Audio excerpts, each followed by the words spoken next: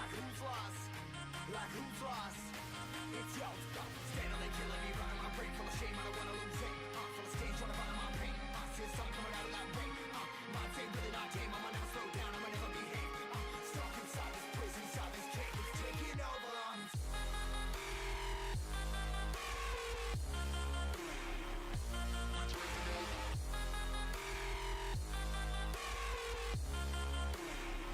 I'm a slave for you.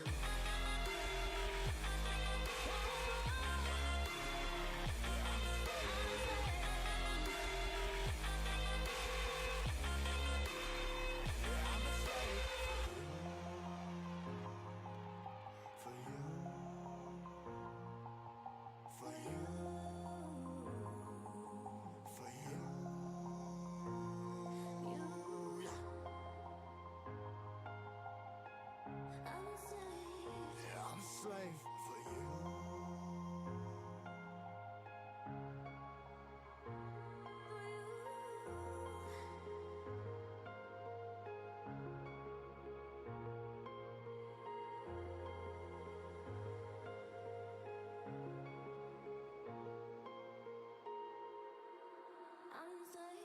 Ripping harder, more less. Never stop, no rest. Till the stress is breath in my chest. Till it's diamonds wrapping my neck. Progress to a god from a goddamn mess. Hopeless, more tests. More blessed. Dug deep down trying to find my best. Find a beast, had to kill a conquest. I'm next. I'm too on till I'm too off. Calm down, make new thoughts. Like jumping off of that rooftop. Hold my camera when I do not to make moves based on my mood drops. Like who's lost? Like who's lost? It's yo, standing there killing me, running my brain full of shame, I don't wanna lose it. Full of stage, trying to find my pain. See the sun coming out of that rain. Minds ain't really not tame, I'ma never slow down, I'ma never behave. Stuck inside this prison, inside this cage, it's taking over.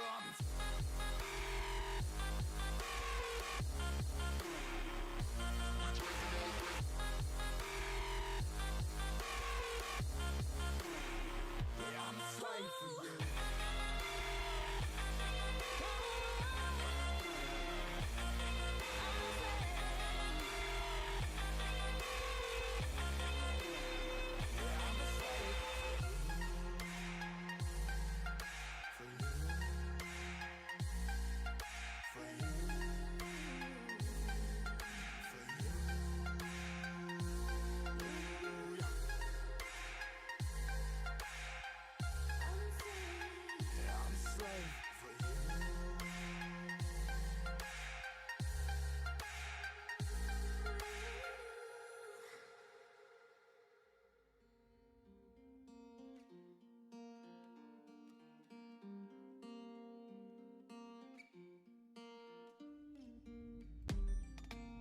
So I've come to the conclusion, just a rotten piece of fruit.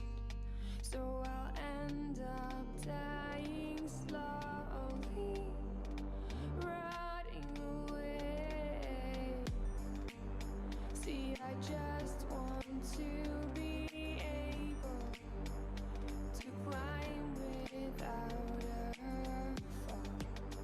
to get out of this mazeland and run. Please strike me thunder. Let me get closer to the light. Please strike me thunder. So I can be free.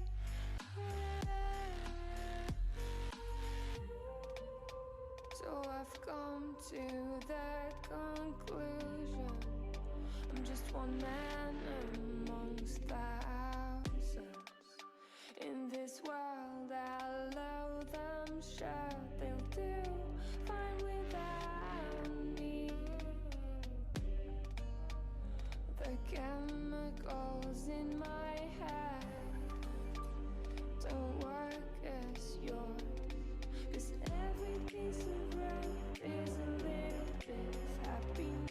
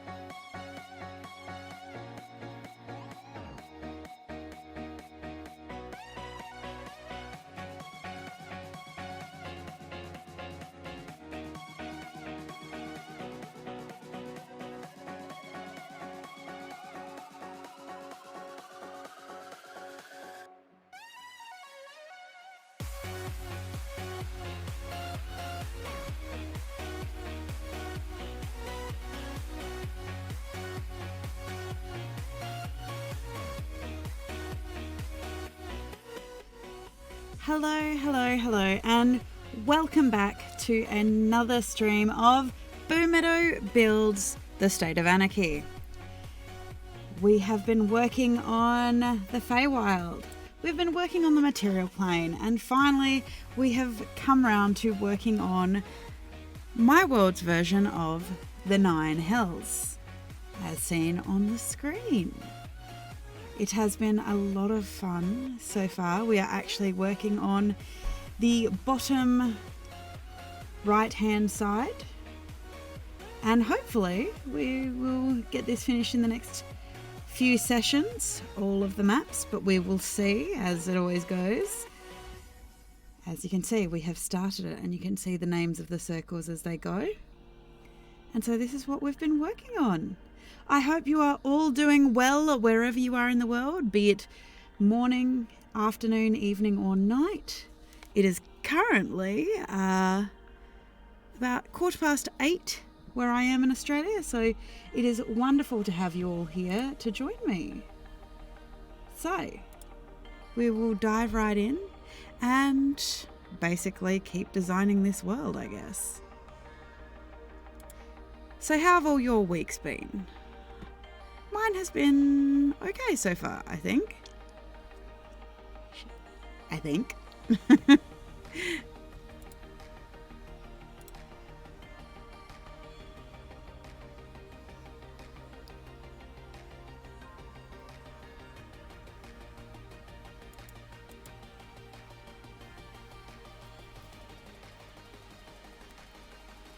Let me know if the music is too loud at all as well, because obviously we do not want that. But I thought I'd change it up with the style of music. Rather than playing some lo-fi, we are getting to enjoy something else, basically.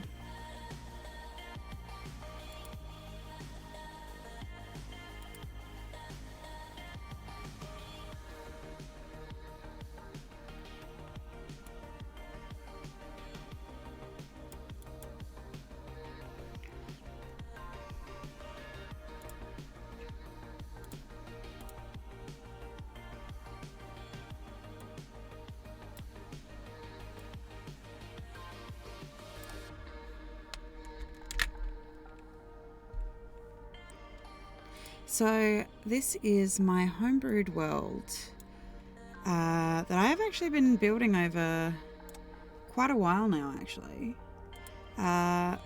It has taken a number of years to get this game to where it's at. I say game because it's actually had multiple campaigns in this world now. And all of those things have actually added to the actual story of the world, be it dream gods, entities who have studied strange sigil magics. We've got druids, bards. Recently, my Tuesday group that I run in the very early eras of this world, they literally have just found themselves 5 years in the past within their own stories. So they're having a fun time, which this was how we finished up our games for the year, because we are going to be now on a break for the Christmas / Australian school holidays, just because it is a little difficult for me to manage to run the games consistently while also having children. So, but yeah, so we left it that they have gone 5 years back in the past, and so they are left for the next few months over Christmas and whatnot, figuring out exactly the rules of time travel within the universe. And is it a case of if they meet themselves, will the world implode? Who knows?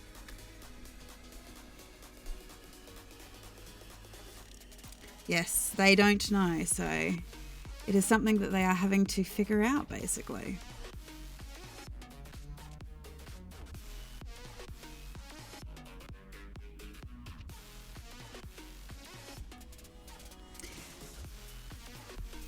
Either way, it's a lot of fun for me, and I'm very excited by it. And I'm hoping that they are too, let's be honest. for when they come back and actually, because up until this point, they have been playing a game of Zorvental, and up until this point, they were actually feeling like they were behind in the fact that they didn't feel that they had as much knowledge as the other exarchs who were playing. They, they felt like they were really behind the ball, essentially. And because of that, they didn't really know how they were supposed to essentially stop these entities from completely wiping the board with them, essentially. Because it is something that they were afraid of. However, now that they've gone back 5 years in the past, all of a sudden it opens up a world of possibilities. Because if they can remember where they were at the time and things like that, they actually have a chance to basically, if they can figure out how to go back to their original time, they might be able to set some things in place. And my players have been wonderful enough to leave their backstories ambiguous enough that they are questioning how much of their backstories is potentially even things that happened in their backstory. Was it them that did it? And that's the things that they now get to find out. They might actually put in place some things that they hadn't anticipated.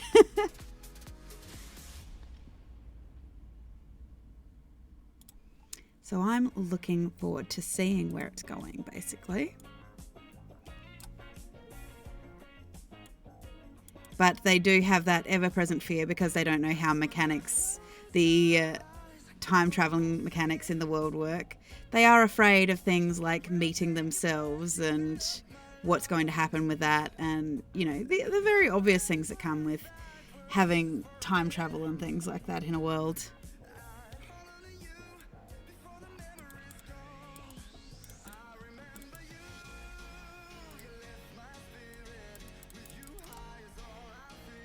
And so this game, I actually have the joy and delight of saying that I will be opening up applications. I'm hoping to have, in this particular game that will be starting in February, I'm hoping to have between 5 to 6 players.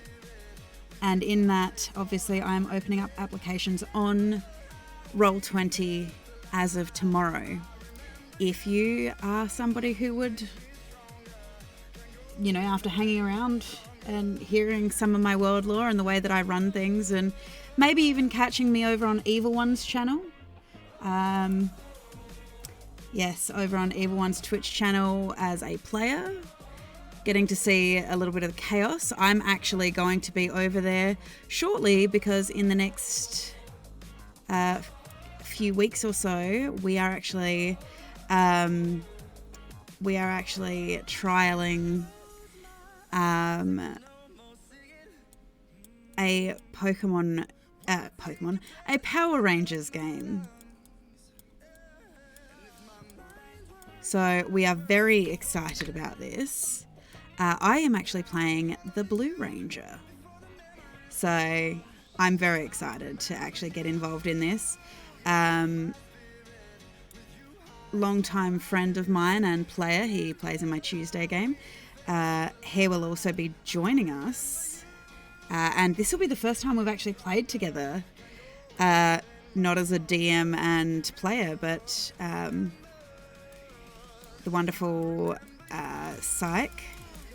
He and I haven't played together in like 5 years. So I'm really excited about that. So we'll see what happens. We'll see what indeed comes to pass. I'm very excited because joining us over there, joining Psych and I over there, we actually have the wonderful Uzu Mecha and Barricade, or World's Best Second Year, whichever he goes by, and Steve Man 77. So if you like YouTube and stuff, YouTube, I don't know what is wrong with me tonight, but if you like Pokemon and Overwatch and things like that over on their channels, that's what they play over there. So from what I have heard so far of their characters, however, it is going to be pure chaos. So I'm certainly looking forward to actually getting to play with them, because Uzumeka and Barricade and things like this, they actually have never played a TTRPG before. So I think it's going to be a wonderful opportunity to introduce them to the community of TTRPG, and who knows, maybe we'll get them hooked. Maybe we'll convince them that they should try more TTRPGs.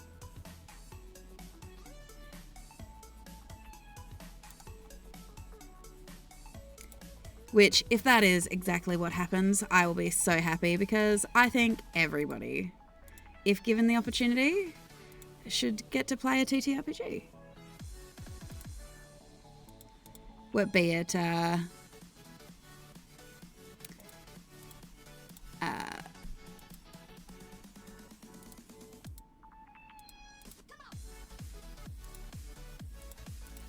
whatever reason, I can't pick that, which is a little annoying. Let's have a look. We'll find it and we'll recolor it again. Why not?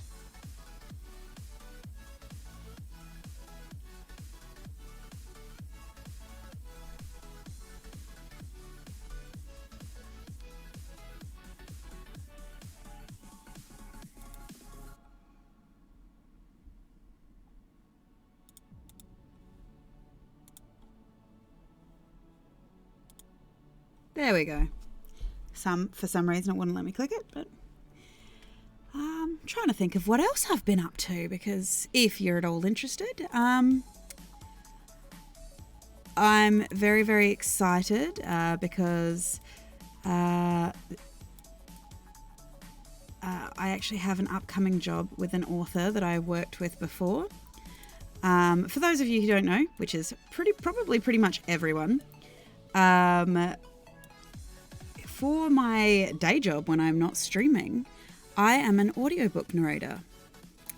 And I am actually in the wonderful, wonderful position that I get to reprise a role in the form of Stacey Grant in a wonderful book series. It's called the Perception book series, and it is a sci-fi series by David Parker Ross, who is a British author who lives in the US.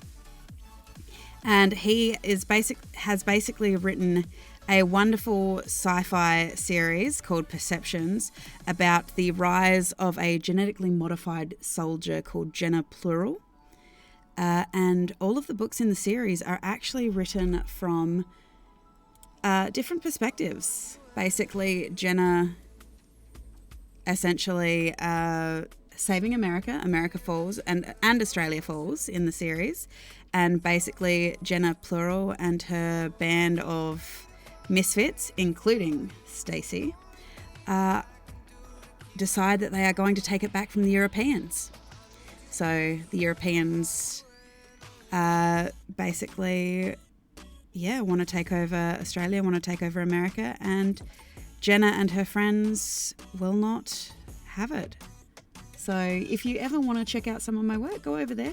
Check out David's work, because I highly recommend it. But yeah, definitely do that if you're looking for something new to read. So that is a role that I'm actually getting to reprise in the next few weeks, actually, because he has written a second book for Stacey.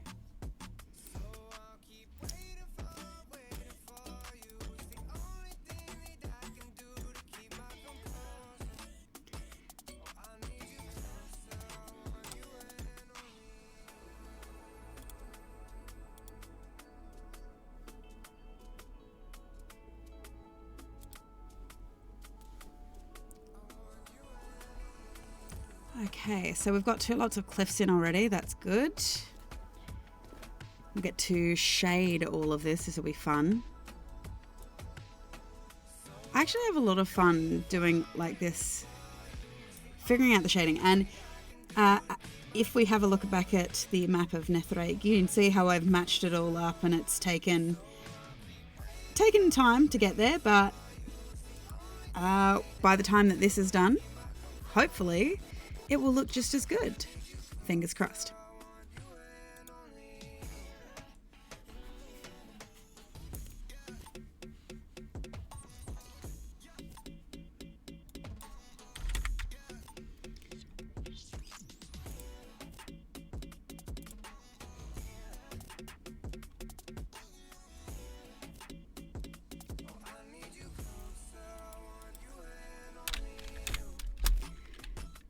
But yes, what are y'all's plans for the Christmas holidays? What do you guys do over the Christmas break for your D&D games? Do you take big breaks off like I do, or do you continue to play through? I mean, while yes, we take big breaks off, at least my games, the one thing I can say is we consistently manage to run almost every week for the entire year, unless obviously, half of the party isn't there or anything like that. So we kind of play through, and even though we talk about like the fact that we don't have we talk about the fact of like, oh, we don't have D&D and things like this because of XYZ, but we also run one-shots, and I actually really enjoy it because it gives me an opportunity for my friends who want to run one-shots, I actually get to play in some of their games, and that makes me, I actually get really excited about that because I actually don't get to play that much anymore between work and everything like that, so...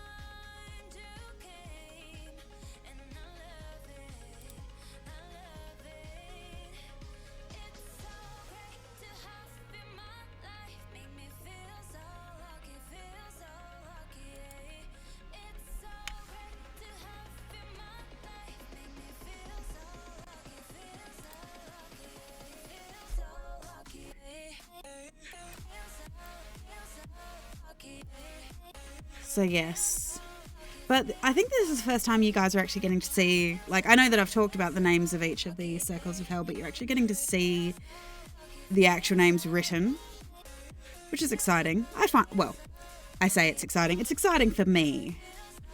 It's been really interesting for me actually getting to share my building process, my creative process, and I think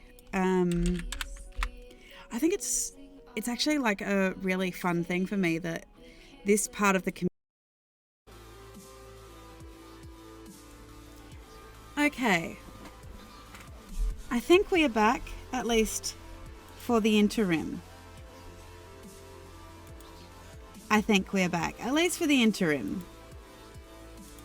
And we'll see what happens. Hopefully, this won't end up being a prolonged problem. Either way, again, thank you for being here, if you are here.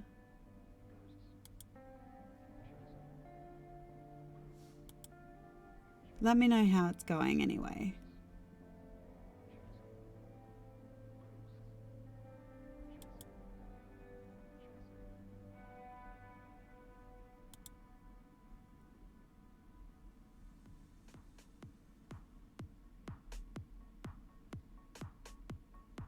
Okay. See what happens. Either way, I'm having slight issues with my internet. However, welcome back. I apologize if there is any kind of lag or anything like this. I am endeavouring to do my best, but apparently my internet has decided that it doesn't want to play ball with me today.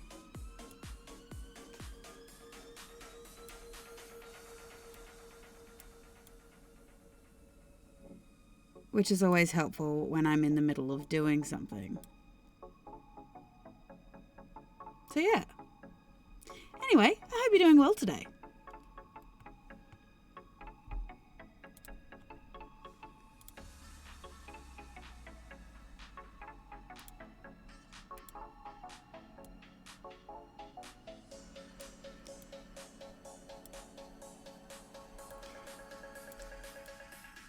For everyone who has decided to join me, say hi in the chat. It's always lovely to talk to you.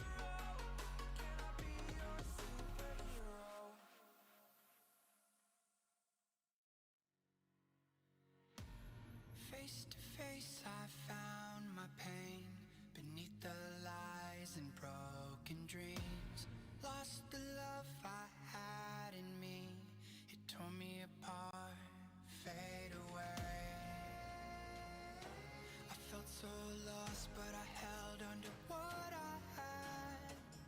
For what it's worth, if you're feeling low, just know that you can. Yes, you can. There's life in love that you hold. Rise above and let it glow. Just know that it's never too late to make a change. Crash and burn, I found myself beneath the emptiness. Wanting more, I let it go. Holding on to love. Breaking through, I feel alive. For once in my life, I'ma live by the want to be all I can. Let the rest just crash and burn.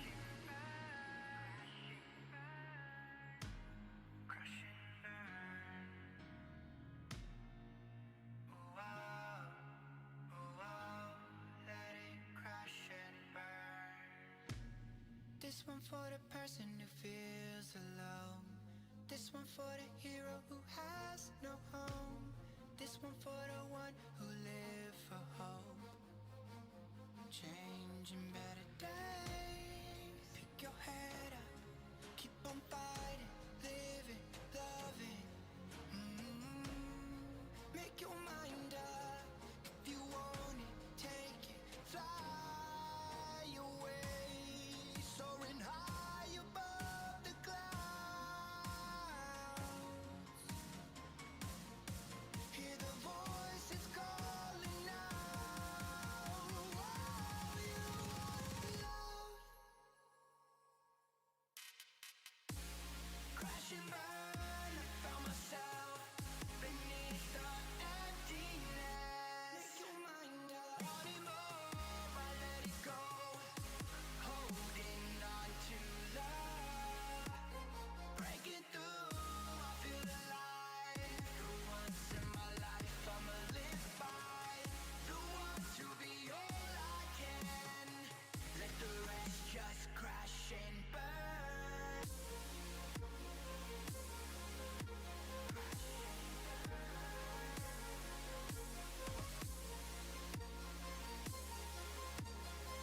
Let the rest just crash and burn.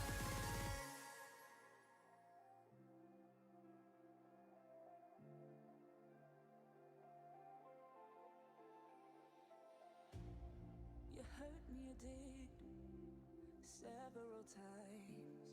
It hurts to admit that we're no different. I find it hard to commit, but you don't even try. Still, I'm better with than without you. Oh,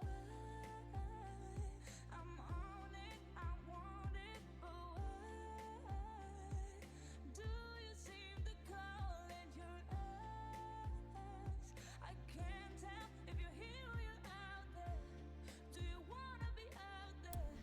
Yeah, let me know if the music's too loud at all or anything like that. Coming to me, I just need this to be real. I don't need no fairy tale. You don't need a kill, pray for me. Ooh,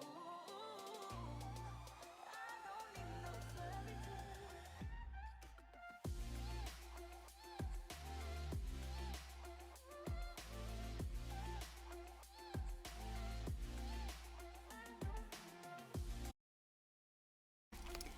Sorry about that. Yes, unfortunately, we're having to go old school and go through the phone, I think, to get a supply of internet tonight for whatever reason. So thank you for your patience and for being here if you are still sticking with me through all of this.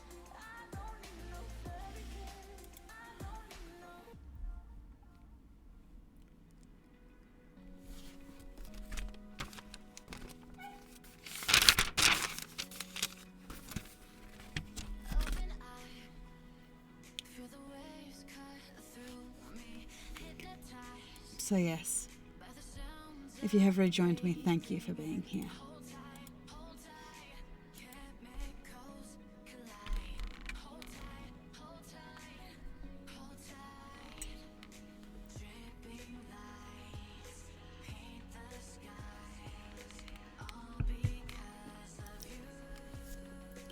So yes, welcome back to the stream. If you briefly disconnected and you have managed to follow what is going on, thank you.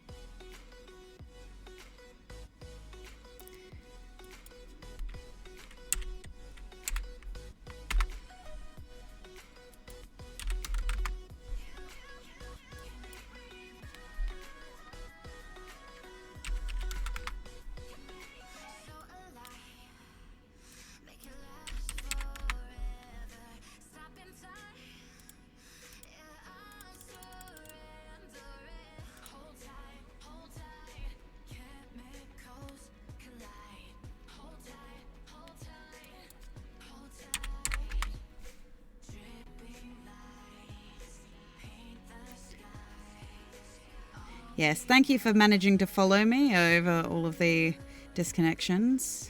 I think we're going to have to go a bit old school with this and hotspot through the phone. Not really sure what's going on with my internet. It could literally be that my modem crashed and now I may have to restart my computer, which we're not going to do that right now. We are going to persevere because, yeah, I honestly wanted to be part of the stream and stream for you guys because it is always wonderful to have you here. And to that end, I hope you are having a wonderful evening wherever you are in the world. Well, morning, afternoon, evening, wherever you are in the world. I hope you are doing well.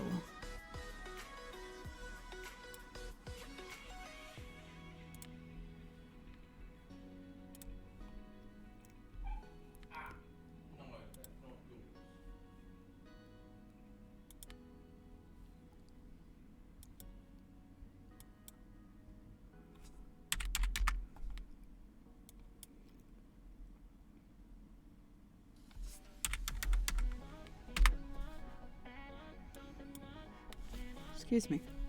Let me know if the music's too loud, because obviously we want to preserve people's hearing the best we can.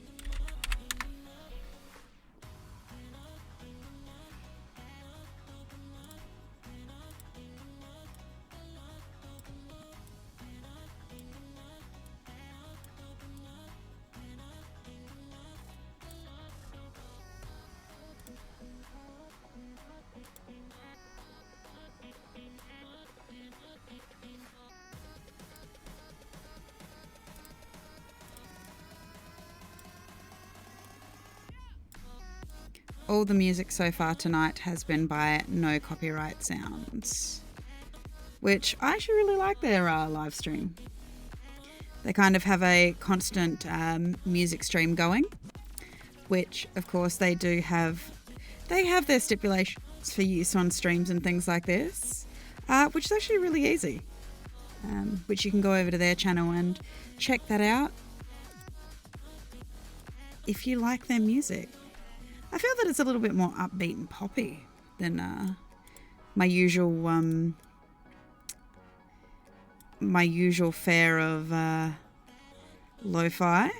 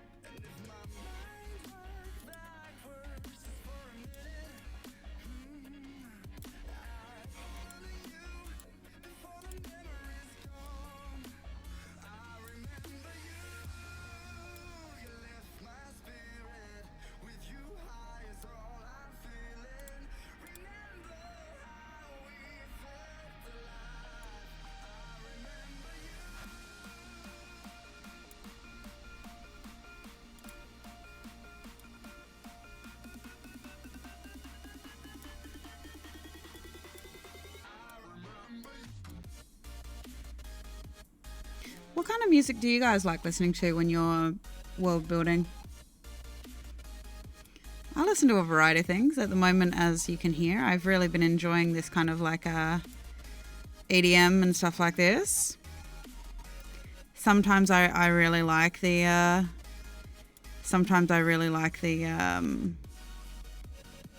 lo-fi stuff. I also love Thomas Bergman's work because, let's be honest, who doesn't like Two Steps to Hell? It's pretty iconic music.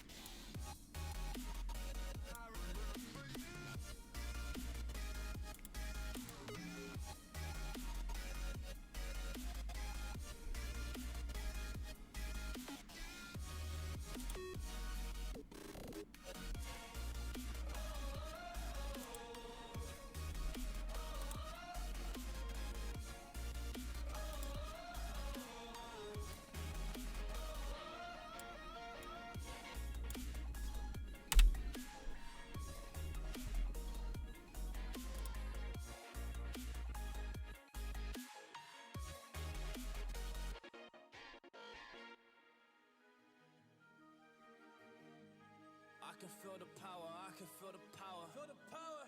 Yeah, money that is time and hour. So, yeah, well, I better activate the power. I'ma activate it, gotta make it, gotta chase it. I don't care what they be saying, I'ma do it now. And I've been really safe and I ain't giving up and I ain't giving in.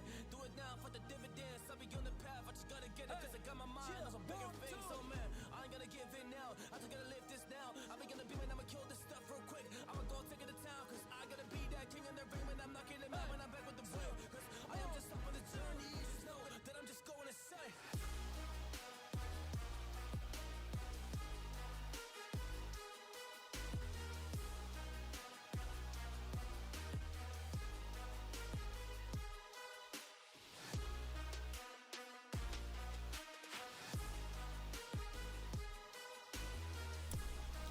So yes, what we're doing right now is putting in some cliffs. These cliff sides. Eventually, there will be shading that goes along with this that will give the circles of the 9 hells of my particular world that tiered effect downwards.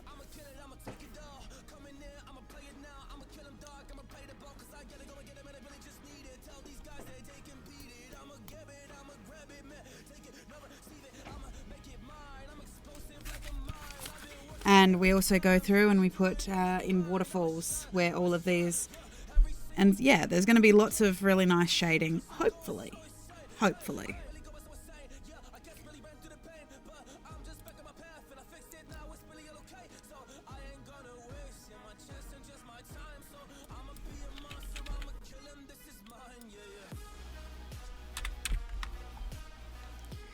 And as I've been going on, I finally learned to write down exactly what I had, basically the formulas I'd done for these colours, so that it will be uniform when it is complete. Yeah, I am ready to fire. I got a million desires that I just need to go achieve. I just need to acquire. So I've been climbing up this ladder. Yes, I'm going up higher. I need to do it till the day that I might retire.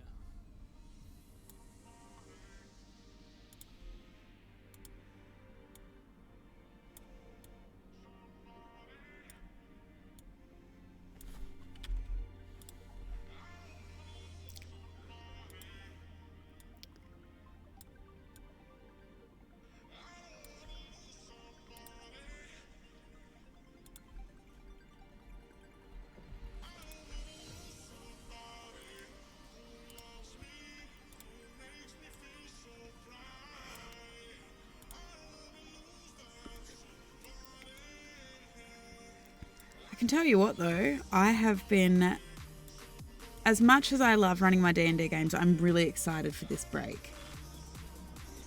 Because when I take breaks, it means that I can then do that wonderful DM thing that we all like doing, which is I can plan. Now this can be for good or evil. That much is yet to be seen. At this stage, what do I have to build? I have to make some cults. I have to make I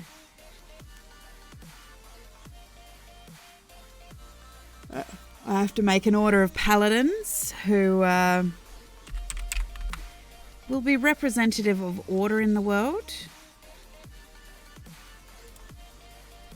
I have to write 9 scrolls of metaphysical principle, which very much ties into the plot.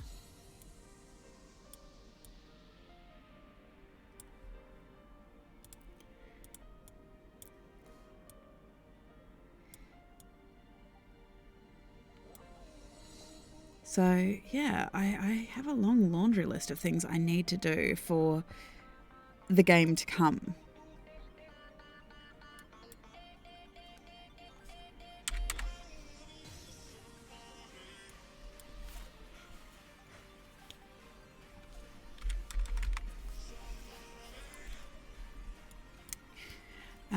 A big part of that is because, yes, there are evil witch queens I need to create.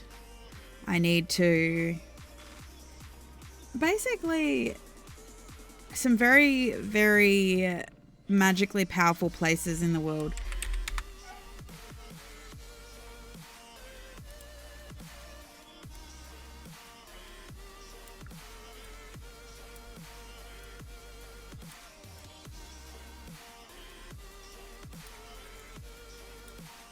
And the entities that protect these places, yeah, I gotta figure out what I'm doing with them, basically.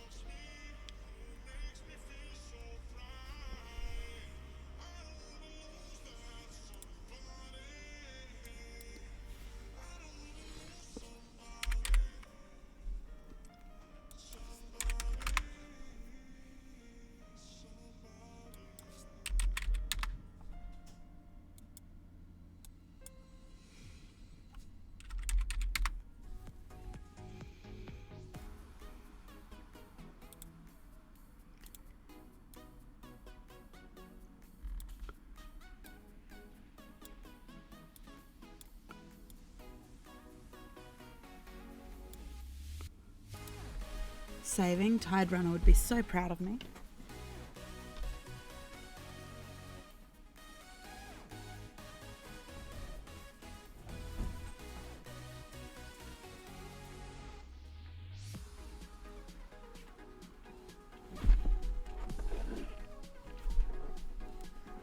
Yes, I don't always save as much as I probably should, and I'll probably infuriate a few people later on when I throw caution to the wind and just put in hundreds and hundreds of trees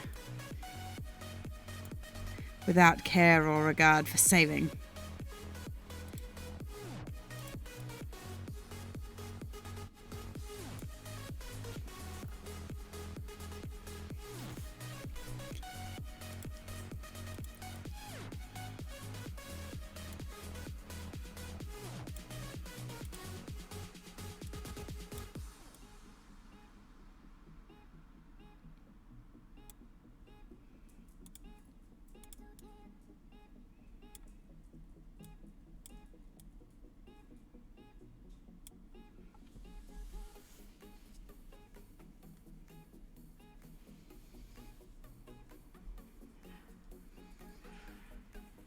So we have purgatory, lust, gluttony, greed, wrath, sloth, envy, pride, and treachery in the center.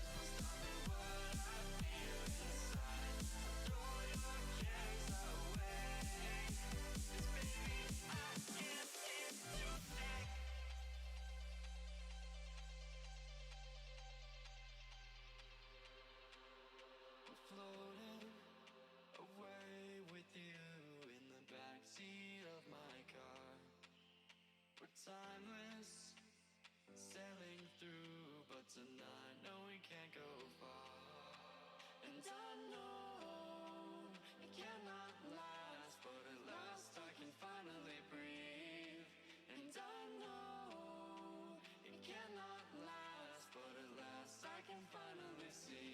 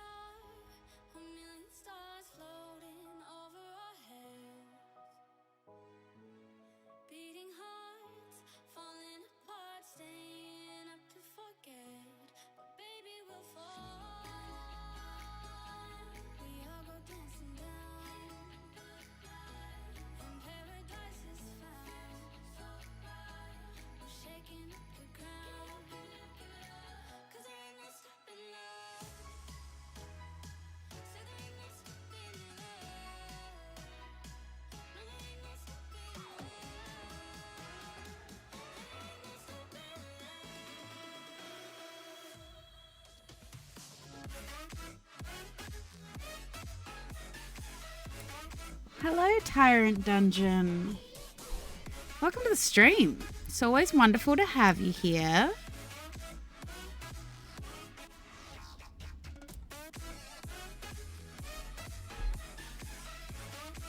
I am struggling with what I am doing with these waterfalls.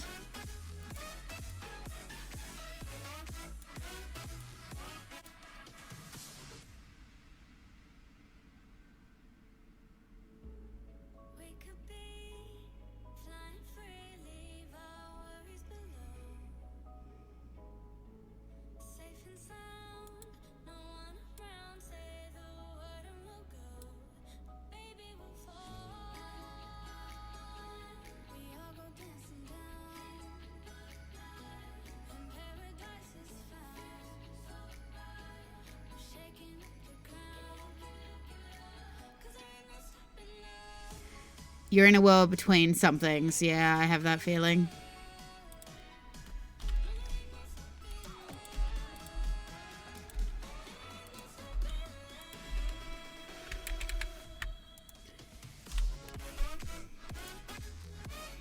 Well, I hope your somethings are working out, whatever you are doing with your somethings.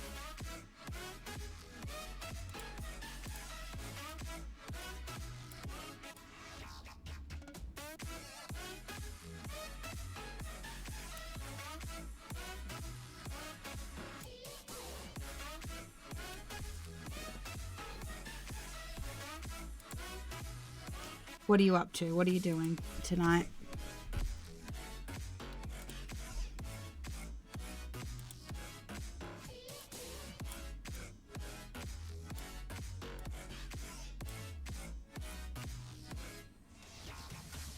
Ooh.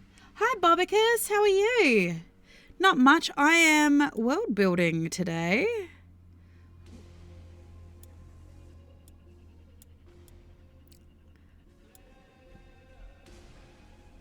DMing for a new group that you're comfy with. That's exciting. How's it going?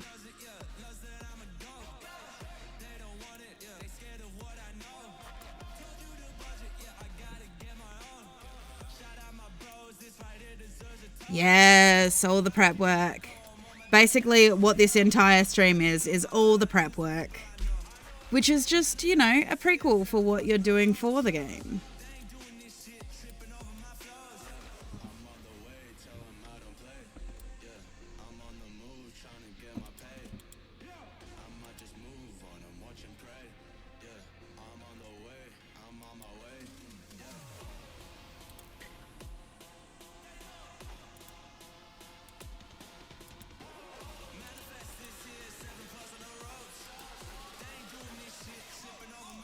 Yeah, it's fun DMing for chaotic ass characters. They definitely surprise you, that's what I will say.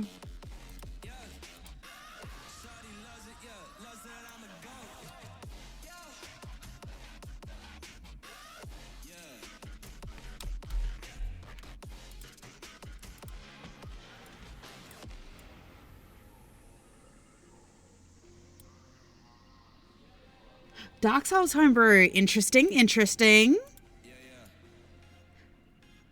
I love hearing about some other homebrews and things like this. This particular campaign is completely custom plotline. So yes.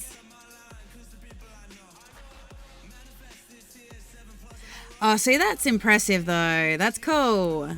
I like that concept.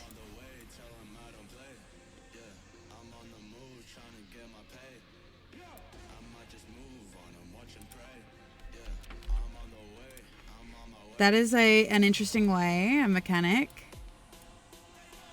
I literally just sent my group of Tuesday players back in the past 5 years. So I'm very excited to see what they do with that when we restart next year. Because I usually take a fairly decent break off over the Christmas period, just because we are in a very fortunate situation that we virtually don't miss any games for my Tuesday group. Because we play online, it's a lot easier to accommodate everybody's kind of like bits and pieces and whatnot. So, yeah.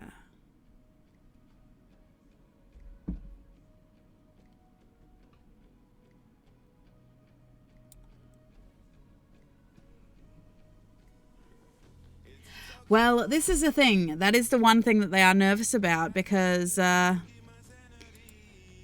like, well, we don't know the laws of time travel in our universe kind of thing. So what happens if we meet our former selves? And I'm like, well, the one thing that you do know is you are yourselves. So if you have met your former selves, you won't recognize them because otherwise you yourself would have known that you'd met yourself. Like, as the DM, I can't rewrite that, you know? So clearly, if you have met your former selves, it was... Well, they're in a game of Zorvental, so there are a couple of them who are really excited about the fact that they may be able to help themselves if they can figure out how to go back to their time.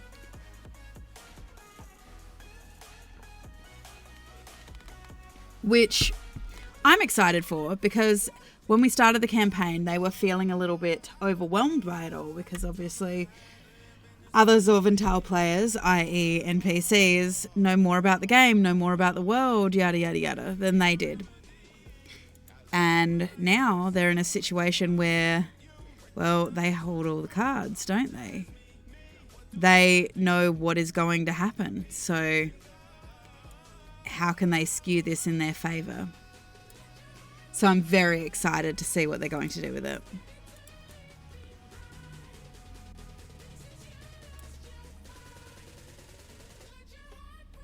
Yes, make all the... That was one thing that was suggested, that they just make a ton of money. That was definitely a thing that was suggested.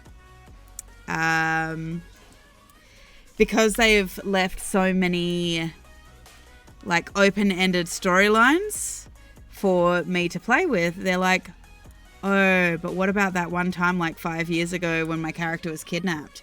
What if it was us? So they're being very creative, basically. And unfortunately, now I've given them 2 months to formulate what they're going to do with that creativity.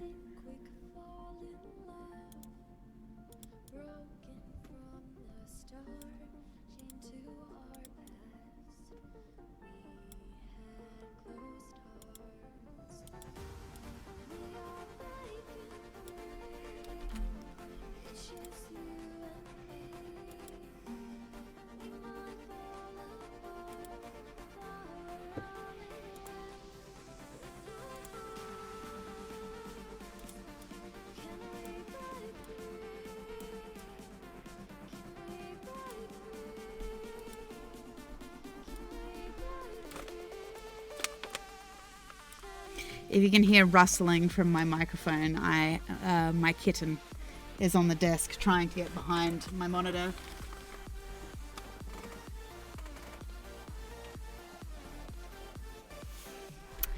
Yes, I have a kitten who ever so much wants to just be on my desk, which is great. I have no issue with this, except when she tries to get behind my monitor. Because if she pulls out cables, well, that's not going to end well, is it?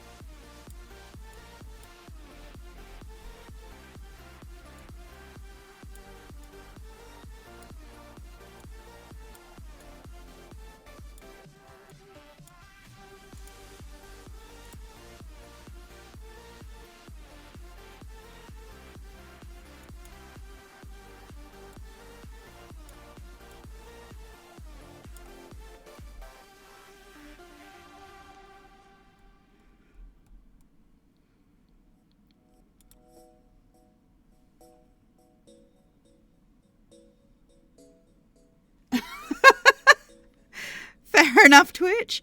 Yeah, unfortunately, I don't have a lot of say when ads pop up. The only thing I do promise is that I won't just randomly start an ad break. Yeah, no. It is one of the things about being a Twitch affiliate that people who used to get to watch my channel for free now have to sit through ads, unless I believe you're a subscriber. Which, of course, if you want to do that, I will not say no to your incredible generosity. But if you don't want to, or you are unable to, that is a-okay too. Please continue enjoying the free content. I just like being here and sharing world building with people, especially for D&D. I have never done modules for my games. I have never done any of the Wizards of the Coast produced stuff.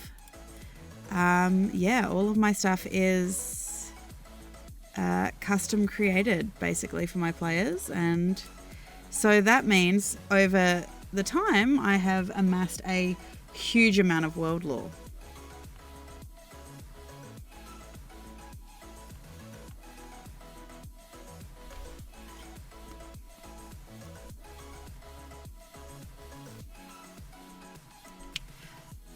Oh yeah, I can understand the appeal of modules. I just personally haven't used them really. I've kind of been one of those people that I've always kind of written stories and things like that. So to me, it just made sense that I created my own. But at the same time, I've also played with DMs who also use modules, and they're fabulous resources. Like if that's what it takes for you and your friends to be able to play D&D, then so be it. I'm not going to judge you. Like, as long as you're having fun, that is the main thing, in my opinion. Because we're all here to roll some dice, have a bit of fun, and just kind of chill out. And that's what it should be about, basically. So however you get that fun is completely up to you.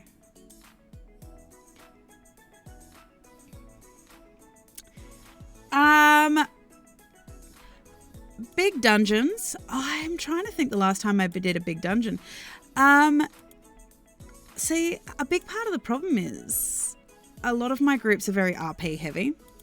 Some of that, as I've learned through time, is me, but some of it is literally just the players that I have in my worlds. And so I tend to make more puzzles more than anything. And it's just lots of... I think the last time... Hello, Osmosis Jones. Tome of Element... is that Tomb of Elemental Evil? I feel like it, but... Yes, hello, Osmosis Jones. Yeah. Yeah, no, I ended up running... I think the one kind of dungeon-like setting I kind of ran.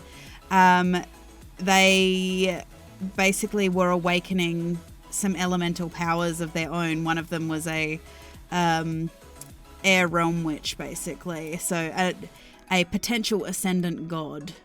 And to completely awaken and accept their powers because of story reasons, none of them actually remembered, like, it had never been remembered. It wasn't them specifically.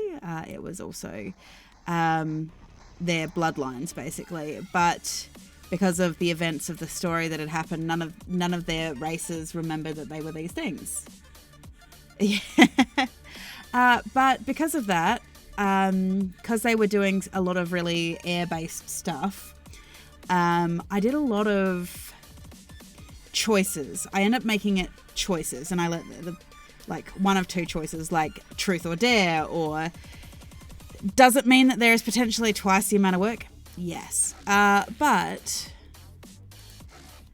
it also, leads a lot of opportunity. For example, one truth or dare section, they literally just had to choose to go through a doorway, and they could choose to go through the dare, and it would take them through like a desert scenario with like a sandstorm tornado kind of thing, because obviously it was air based. Or they could pick truth, and when I get people to create characters in my world, I actually give them a questionnaire, like you know, what does your character look like, all this kind of stuff. But part of that is also like, what is your character's biggest fear and things like this. And based off of that, they decided to go with the truth door, and they ended up sitting around discussing some of their deepest, like, self-kept secrets, like, you know, why do you truly fight? Why do you truly do this? What, you know, are you afraid of death? Think questions like this, and it led to some really, like, really surprising moments for, I think, the players that were involved as well, because some of the answers that they hadn't expected from some of the older characters in the story, like, we had a Turtle Monk, we had a Loxodon Light Cleric, and so these guys were like old men. They had lived their lives. They had... Yeah, exactly. It's fun. I do tend to run a lot of morally ambiguous bad guys too.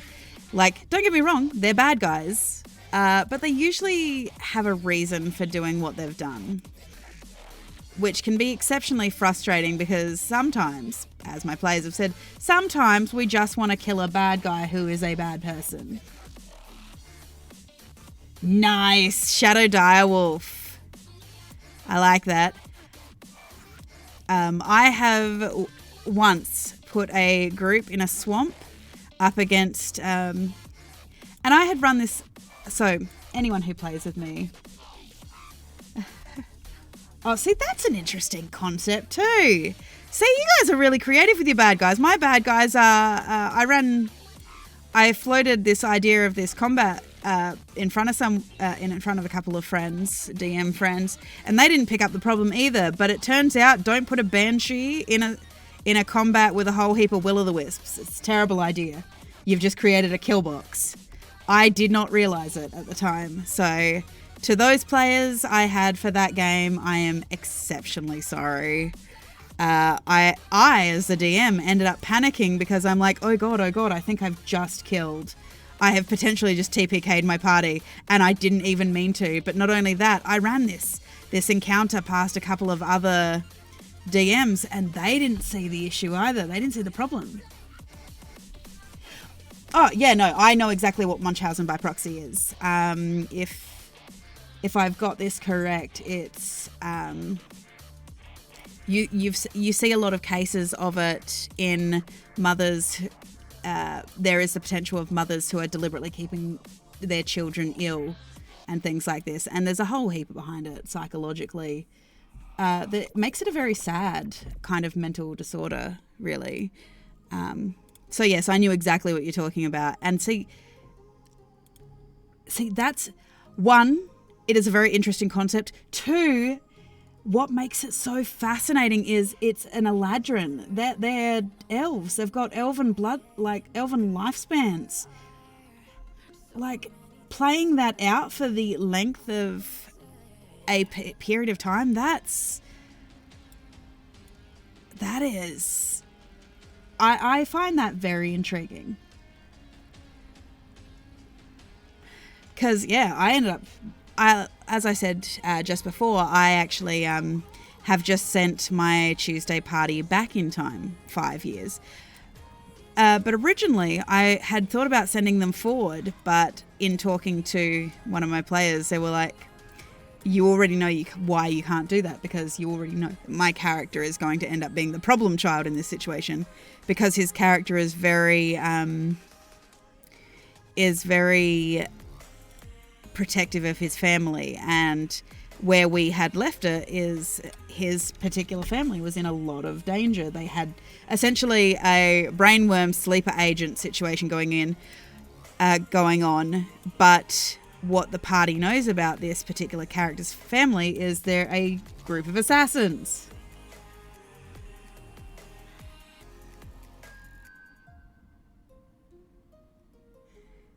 A stop valve. That's kind of cool.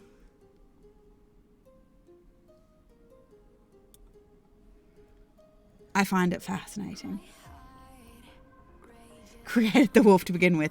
Yeah, it is amazing how many times the bad guy, the players will end up actually creating their own bad guys or the people that they have to fight.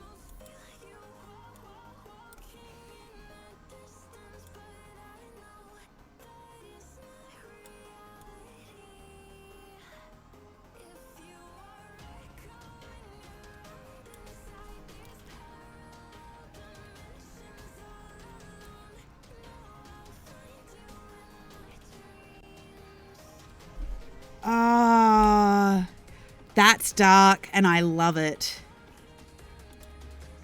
That is such a cool idea.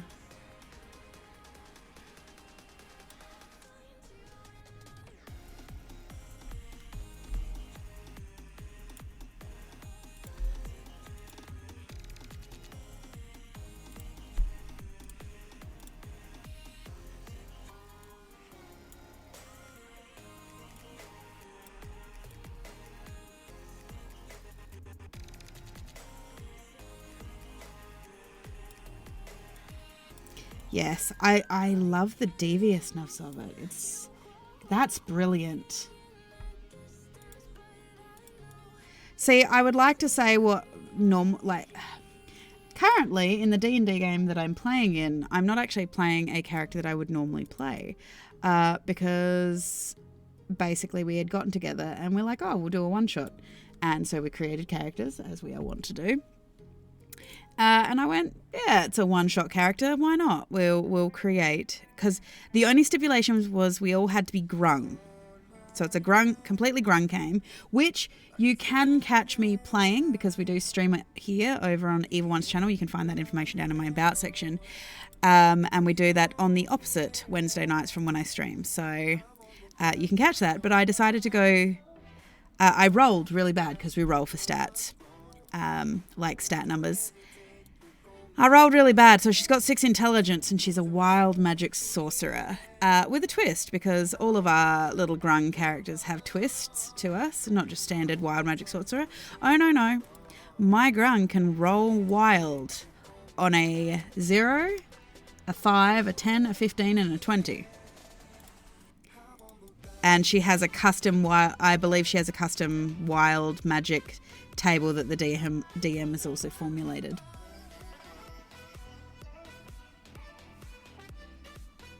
Oh, that's cool.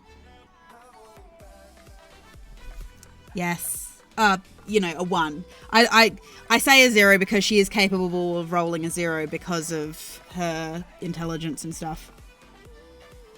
Unfortunately. Yes, there are a number of times we have rolled a 0. Yeah. But I'm traveling with a barbarian who has to roll a wisdom save to be able to turn his rage off. And his rage doesn't discern friend or foe, obviously. We have a rogue who is terrible at lockpicking, but that's fine. He has a set of lockpicks who can speak that are helping him, but they talk really, really loud and they argue when they're trying to teach him. So when we're trying to break into places, stealth sucks. We have a ranger with eyesight problems. And we have now I've got to remember, I'm not 100% sure what our Rune Knight's kind of flaw is. I'm not 100% what our Rune Knight's flaw is. I'd have to ask. But yeah, and it's great. And we're all grung. Incidentally, the barbarian is like the group mother, making sure that we're not getting into so much trouble that we can't survive. It is a very pop culture game, though. We have released Necrons into the world. We survived Purge Day. We've killed a lot of horses. I say we. It's actually mostly my characters killed a lot of horses, and a lot of it has been by accident. But yeah, no, it's great fun playing a chaotic character, but it's very different from the normal characters I would normally play. I personally prefer clerics. I like clerics They are my favourite go-to class. I think everybody kind of has a go-to class that they kind of like.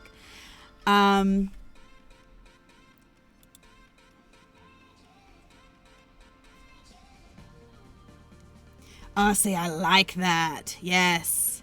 It's the double-edged sword of you get this amazing spell and then there is a downside. I do like that though. That's kind of cool.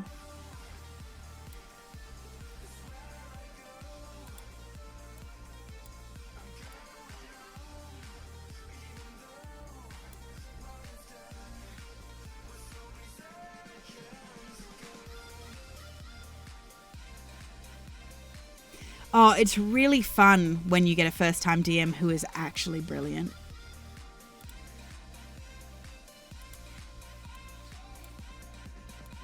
Yeah, I've now been DMing for about 6 years. And I absolutely love it. Like, I actually really enjoy DMing. I know that everyone, you know, sometimes gripes about being a forever DM and things like this, but I legitimately love being a DM. I enjoy getting to share my world with the story, and we're now at the point, you know, obviously we've gotten to the point where we've now, you know, in the 4th era of the world. Yeah, we're in the 4th era of the world. This Saturday, this game that I'm currently designing these maps for, it will be played on Saturday. I'm going to have between 5 to 6 players, and I am going to be streaming it here on my channel. And I've got a couple of players already who are in it, but I will be opening it up on Roll20 probably right after the stream, basically. So if it seems like something that you'd be interested in, yeah, don't hesitate to apply.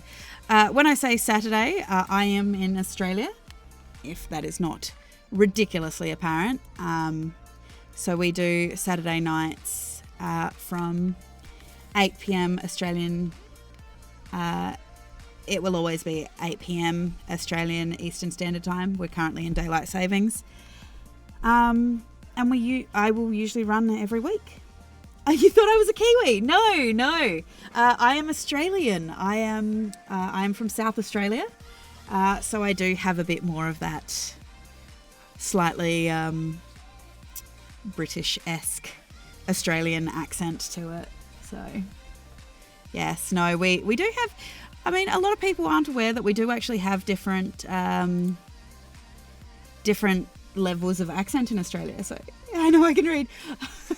Yeah, I never know if the hashtags are working or not. So sometimes I find out afterwards that they just didn't go up for whatever reason. But yes, no, I am Australian. So yeah, and so this game is actually, there are levels to this game. There is a level of technological advancement.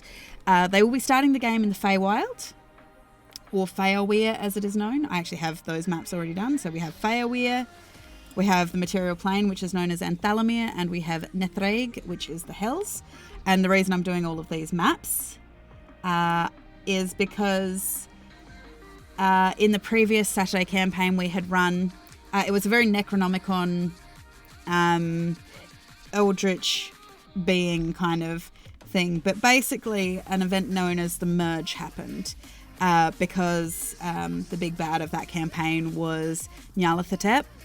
And in creating chaos, he basically had pulled the 3 internal planes. It was originally the World Tree cosmology, but because of the actions of the Necronomicon and things like this, it ended up pulling the material plane, the Feywild, and the Hells basically into the same planar space. And so while they are not all together, they are kind of like overlapped on each other in like a parallel kind of dimension. So there are ways basically that there will be easier ways to shift between these planes of existence. But basically the players can come from the material plane, they can come from the the Hells. They can come from they can come from the Feywild. There are going to be a lot of there is a lot of choices in the different species they can play. There are some contingencies, like for example, there is no choice of variant human, but there are actually 3 choices of human. So there is obviously the Hells human, the Material Plane human, the Enthalamarian human, and the Feowarian human, and they will all have different things. So I do tend to keep ability score modifiers on my playable species, and I say species because there are a lot of them. Because they're starting in the Feywild, I have actually created a list of playable species that you could choose from there as well, because a lot of this is obviously tied into the world lore. But there's everything from I created / researched and found other people's input, and obviously all of those credits will be given when I show that list, kind of thing. But for example, if you're an Aarakocra, you don't have to be an eagle-based Aarakocra. I actually have stats for everything from a peacock-style Aarakocra. We have the cassowary Aarakocra, because of course. We have penguin Aarakocra. We have parrot Aarakocra. So, and all of those subspecies have different like ability score modifiers and abilities that they get, like ability features and stuff. So I wanted to do that. We have a couple of custom ones, like they can play a Dullahan, so a headless horseman style character. We also have a completely dog race character known as the Corcade that started out as a joke because the party in the Tuesday game, which is from the first era of the world. On the level ups, I actually allow either. You can choose. If you, when you hit level 4, you can choose to take the ability score modifiers, or you can take a feat. So I actually allow both. I also don't make my players. You can decide. Yeah, on level ups. Yep. I also let my players decide whether they want to, for their hit points. They can either roll for average. They can also either take the average or they can roll for it. It is completely up to them. This time around on starting characters, so we will be. I almost always start at level 3. This time around, I will be allowing them, when they create their characters, we roll for stats, which we do 4d6 d1, and I usually allow to roll twice. But there is also the subsidiary kind of like roll that both sets of rolls have to reach at least, I think, 71 or 72 points. So no one can completely tank it out. But the reason I let them roll twice is you then have 2 sets and you can decide which of those which out of those 2 sets, which one you would like to take. So, because I know some people are really particular about, their character creation in terms of like what their characters can do. Because if you are really married to an idea about what you want for your character, like I want to help you create that. But then, there are also some people I've had some players who deliberately take negatives because they want that element for the story roleplay kind of element. I do run a lot of intrigue based. My campaigns are very intrigue based. They are open world, so very sandbox, but there is usually a linear main story that you can choose to follow. Well, usually that's the main story that you will be playing out, basically. But you get to decide basically how long it's going to take you to get there. So, if you want to, unless there's like the world will continue to run, like nothing is ever going to be paused if you decide not to do something, and that's something that you have to decide as a group, obviously. And actions will have consequences, but you decide how you interact with it, just like you would, in any other kind of game like that. So yeah, it's. I don't usually require my players to have to want to be heroes, as in they don't I don't really pay like heavy attention to alignments, because I very much believe in the grey morality kind of thing. However, the party has to at least have a common goal. I think the only alignments I kind of get a bit iffy on sometimes, and it's just because of the way people play them. The first one is obviously Chaotic Evil. Chaotic Evil, unless you're running an evil campaign, and even then Chaotic Evil is a bit questionable, just because you're kind of undermining the party, and it's very hard to trust someone like that. But the other one is Lawful Good. I've seen both situations where I've seen someone play. Yeah, Chaotic Neutral also isn't played correctly, but you can kind of play around with that a bit more. But yeah, my issue with Lawful Good is I have seen Lawful Good played really well, but at the same time, 90% of the time, it's usually played Lawful Stupid. Like, so good to the point that you're questioning whether they're actually lawful evil, because it's such a fine line. And, you know, I've had paladins completely rat out less lawful members of the party to, like, their previous, like, paladin orders and stuff like this, and then turn around and say, oh, yeah, but I just wanted to let them know that you were in town so that if something bad does happen, they won't suspect you. And we're like, my character can do magic, which is against the law, and their character is a thief.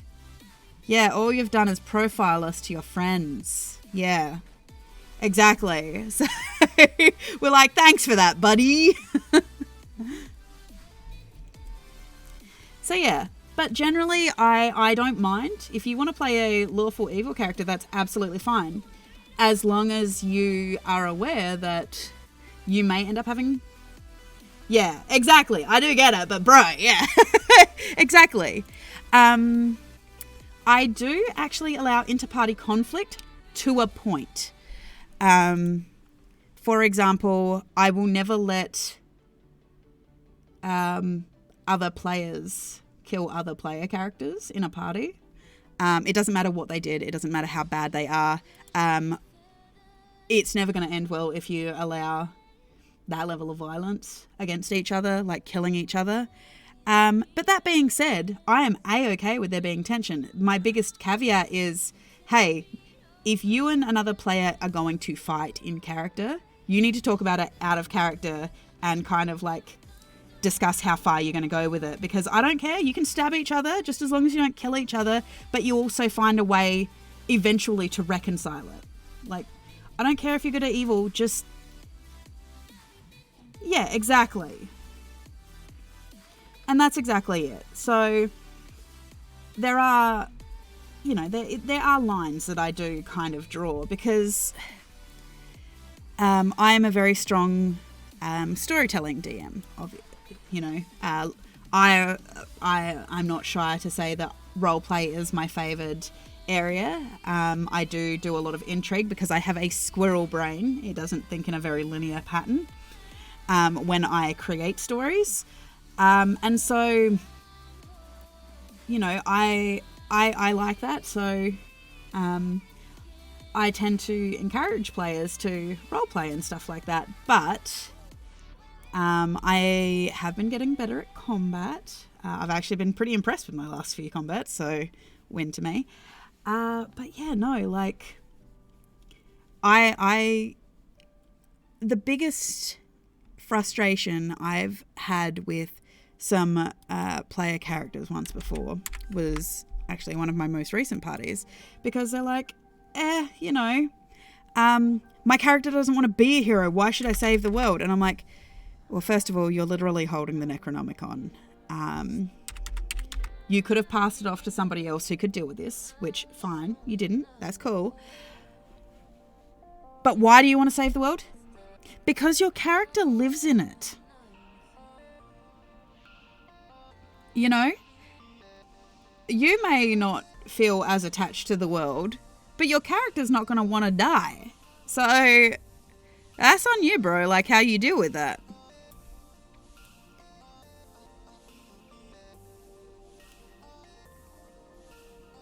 Yeah, I don't care if you don't want to be a hero. Yeah, it has all the stuff I own in it. Yeah. And so, yeah, I do try, obviously, that the point is, I don't say that you have to be a hero. And I also play the line as well that just because you're a hero doesn't mean your character... Like, there are tropes. Like, obviously, I do run into a lot of the very obvious movie storytelling tropes. There are some things I definitely don't play with because I just don't think that they need to be brought up in my games. But for the main part, I turn around and say, yeah, your characters are heroes.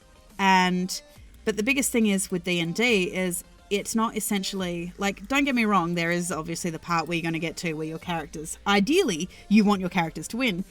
But D&D is a journey game. It's not about the end goal. It's about, most of the time, the journey you took there to being the hero. And the fact about the hero is, it is very rare for a lot of heroes to have a happy backstory.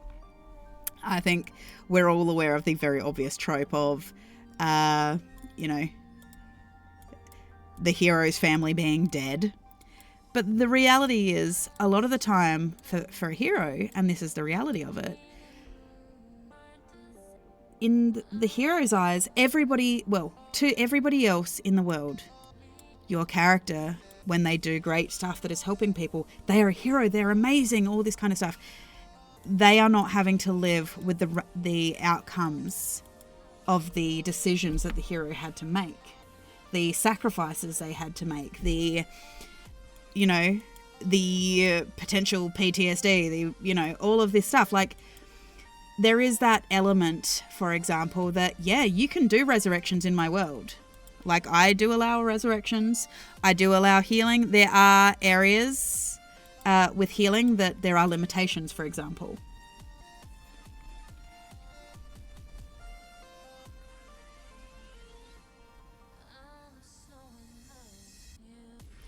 Yeah, exactly. Like, your character should have goals that they want to achieve in their life.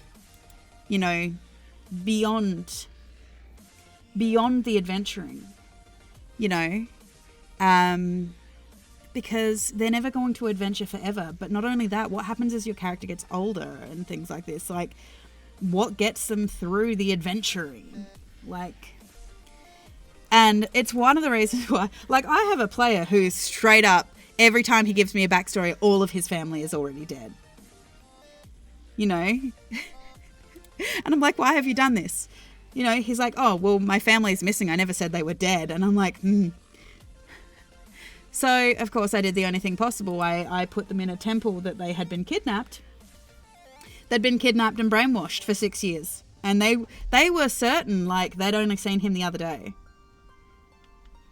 And so his revenge went out the window because he's like, because when he had got back to his family's shop, the shop had been burnt down. And so he assumed that somebody had burned down his shop and killed his family. But it turns out his mother and father and sister were all alive. So his 6-year quest of vengeance was stilted, but then at least it was redirected as well. Insofar as, well, somebody did this, And so he's now getting to focus on that of, well, somebody did this to my family. And he knows who did it. But the other thing is, he now has the knowledge to realize that I can't take this guy on right now. So, which is good. It means that he has to figure out how he's going to deal with this. And I love watching, because even in my storytelling to a certain degree, I leave it pretty loose. This element, the way that I've done the sleeper agent brainwashing kind of thing is, there's essentially brainworms in there that kind of, the only thing I can kind of liken it to in memory is, if you remember a book called The Animorphs, kind of like the Animorphs, like Stargate, the Gold and things like that, all of those kind of like brainy worm kind of things that control people. And one of the players actually got infected with one of these things. And the way that I played this is he would get compulsions. He'd have to make a wisdom save to fight the compulsion. And if he failed, he would have to find a way, essentially to a degree, yeah. But he had to find a way to make that compulsion come to pass. But I left that completely up to them how to do it. Like, some of the compulsions were like, you need to get them to stop talking about this. And that was all the compulsion was. And so he started a bar fight. You know? Which was very unlike his character too. But I think it took a good 3 sessions for the other players to realise that he was not himself.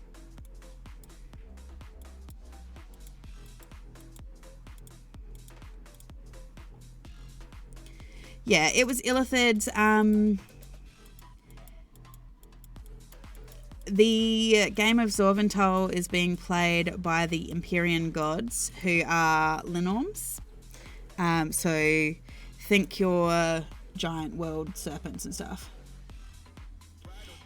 Yeah, exactly. And that's the best part of, and this is part of the reason why I decided to bring in Zorvental into my game, because it means that the party can't, they've met the other exarchs to the other gods who are playing. So Linorms are basically giant proto-dragons, essentially. And so they've met the other exarchs. And they're like, we can't take these guys on.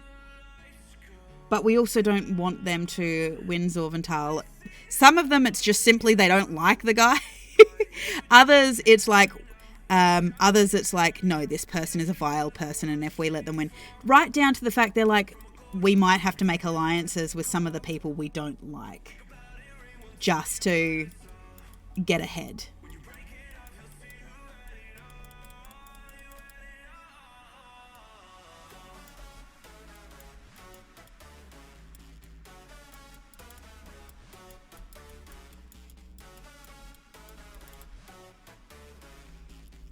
And yeah, I love watching. It's something that I'm also getting better at, but it was something that one of my players actually reminded me of recently, which is most of the storylines that we're running with actually are, some of them are the party's personal plot hooks, but for the most part, it's story ideas that they're interested in. You know, but, you know, I'm having to, one thing that I had really struggled with over the last few years is my players didn't seem to, you know, as I mentioned before, they're like, oh, well, why would I want to, like, I don't want to be a hero, blah, blah. I'm like, that's fine, but you need to give me something else to bounce off of. Like, if you don't want to do this plotline, that is A-okay. I don't have a problem with that, but you're also not giving me anything else to create for you. Like, you're not giving me anything to bounce off of. And the one thing that I found that I was getting really frustrated with as a DM is I hate the idea of railroading my players, which means that a lot of the time my story is very player driven, i.e. they turn around and if they say, hey, I'd really like to, like, my character's all about this, like making potions. Yeah, I'm okay doing fetch quests for potion ingredients and stuff like this. But you need to give me something to work with that your character's looking for or wanting to do. Because otherwise I'm just throwing plot hook after plot hook after plot hook at you. And nothing interests you. And there's nothing worse for a DM than feeling like you have to drag a party through the story because they're just happy to sit there and let the story happen to them. You know? This is a choose your own adventure game.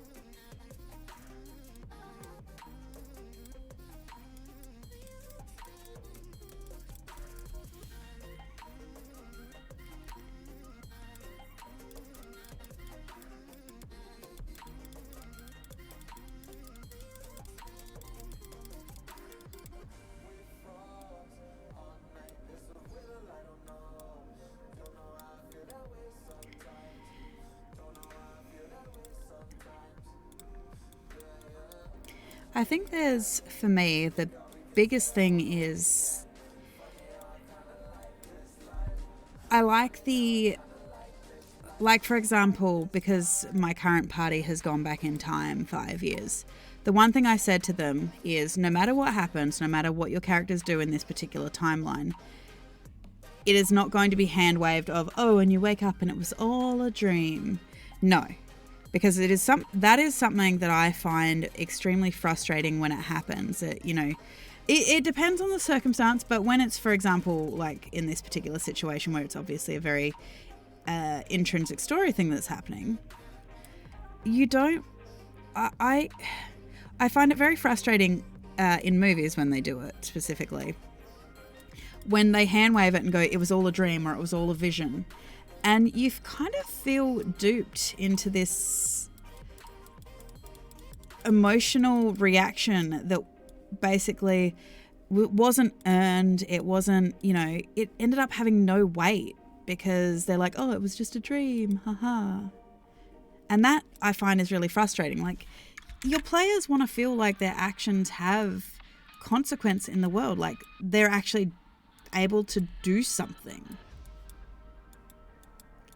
So that's important to me, that my player characters feel like what they do matters. But that is, it won't necessarily be so straightforward as, oh, I will, everything you do matters kind of thing. Like, for example, one party I had, they had been told a prophecy that no matter what happens, the world as you know it will end. Now, some party members got really depressed by this notion. They're like, well, what's the point of doing anything if the world's going to be destroyed anyway and there's nothing we can do about it? Because the wording is so ambiguous to a certain degree. In a world where there's magic and different planes of reality and all of this kind of stuff, the fact that you would take it as a given that when someone says, oh, the world as you know it will end, immediately means that, oh, it's not going to exist anymore. It doesn't make sense, I guess, in a certain degree to just like write it off like that. But I can also understand and appreciate that some characters and because obviously I understand that not everybody's going to see it the same way that I do, and sometimes your players just aren't going to see it that way. And some players and some characters will just see the situation as hopeless. Yeah, exactly. The world as you know it could end. The only thing that they knew for certain, out of character, like the world literally changed, yeah. And so what actually ended up happening as they found out and as they discovered what the outcome of it actually meant was a meteor was going to hit the world. And it was going to destroy the landmass that they knew as home, which had been, so it was the landmass of the world that had been created by the elemental draconic gods. But legitimately, their whole storyline, their whole plot line was how the draconic gods had messed up. And basically, their existence as these elemental guardians, essentially, their exact existence was to make it so that some grave wrongs in the world could be righted. And in this meteor hitting, it meant that the world as they knew it, the landmass they were on, was going to get destroyed. But the point was, they would have the power to create a new landmass, which is the world that I'm building now, incidentally.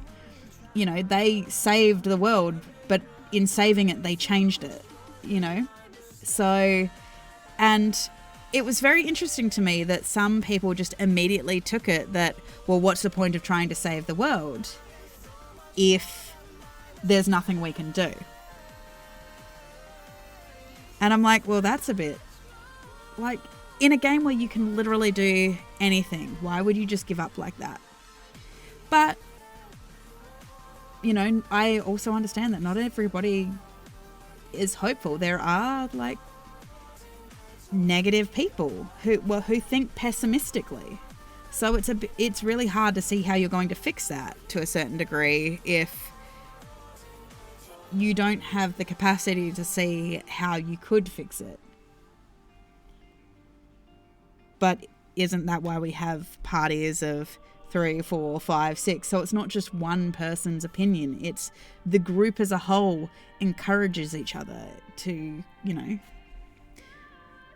do what they need to do, or, have that possibility. So, yeah, I don't know.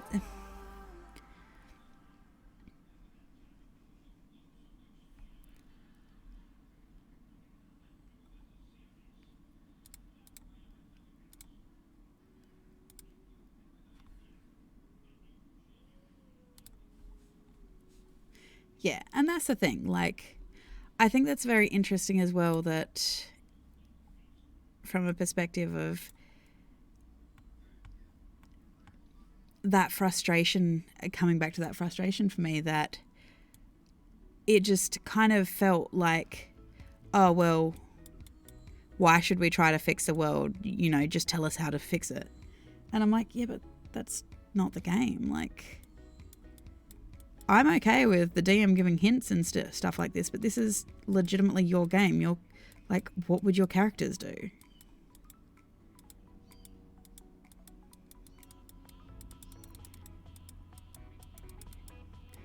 And so much of my creativity and what I create for the story usually comes from the player's input. Like, it is a I'm obviously one of these people that very much sees D&D as a very collaborative game. And the more they invest in it, and the more that they dive into the story and they ask questions, they might think of things I literally, like, the amount of DMs that are like, I never thought about that particular thing, like, until my players said it, and then I'm like, oh God, what have I done? I like those moments as a DM because it makes you think on your toes as well. One of the best games I think I ever ran was a very small campaign, and we just called it the Chaos Crew. And it was literally chaos. There was never anything planned. The group as a whole never, we didn't know what we were doing as the group. They didn't know what they were doing as the group until we were in there and they had the stimuli from the world around them to react to, which is how, they ended up crossing a desert because they saw a guy on top of a sandhill release a hawk who had been watching them. And they're like, I wonder what that hawk says. Yeah, exactly. And this is the thing, it is, as a DM, now I don't know how a lot of DMs see it. Obviously, this is just my input on this. While, yes, the DM has to voice and play all of the bad guys and all this kind of stuff, the DM, most of the time, doesn't want you to fail. They want you to succeed. They want you to tell that story. But somebody has to play the bad guys. And not only that, the DM who creates the game, if we wanted you dead, we could legitimately do it because we have all the power. So the fact is, we don't want you as a party to die, because, that's so counterproductive. Like, my world. So I'm sitting here. Yeah, exactly. Like, my world that I'm sitting here spending hours creating. I will turn around and tell every single one of my players, and over the last 6 years, I have said this to all of my players. I do not care if you figure... I've had a player who has figured out how to make C4 in my world. Right? They could blow up the world. I don't care. I can always... it's a map on paper. I can always remake the world. Do what your characters would do. Play the game you want to play. This is why I do not get players to fill roles, for example. If I end up with a party full of clerics, we end up with a party full of clerics. Woo! It's going to be a great time and also hell on some situations. I don't expect my players to have a set role in the party. Everybody ends up finding the role that their character kind of does, because that's just what happens is that, they travel together and stuff. But I don't get people to create specific roles to fit specific situations. if your party doesn't have something because they just don't have that class or they just don't have the ability to do something, that is okay. It just means you have to be creative. It is one of those situations within reason that restriction breeds creativity. You know, we all know that for some reason doors are the bane of everybody's existence. You know, and it's the most inane stuff that ends up tripping up a party. Like, you end up spending 45 minutes just trying to get people to climb down into a cave because they don't want to go in the water. Admittedly, I had said the water in this oasis was like the big blue hole, which I believe is in Belize. And they're like, oh, hell no. Because I'm like, oh yeah, I also have I also have a supplement for like the Subnautica for D&D 5e. So I have stats for the Leviathans. Yeah, exactly. It is okay if your character doesn't do what they're supposed to do. That is okay. I don't care if I end up with a party of clerics. I don't care if I end up with a party of warlocks. You know, it's fine. You know, you don't have to fill every niche in a story, because how often does that actually happen?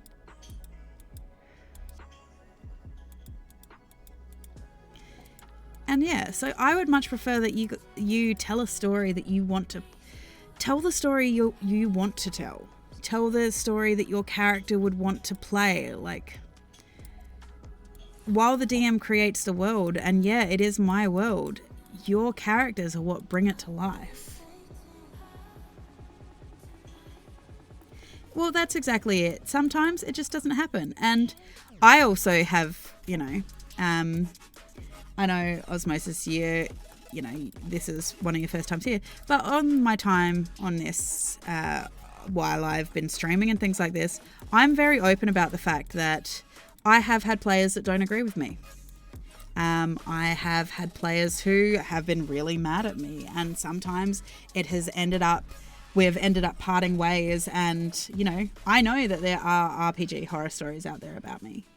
You know, I know this because they have made sure to stalk me and send it to me every time that they get it onto a YouTube channel that reviews those kind of stories, which I don't recommend to anyone. Like, don't get me wrong.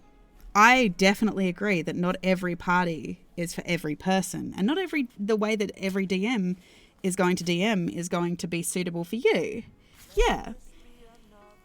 And, you know, even in getting these stories as well, like, I am aware that there are definitely things in some situations that I could have very much done better.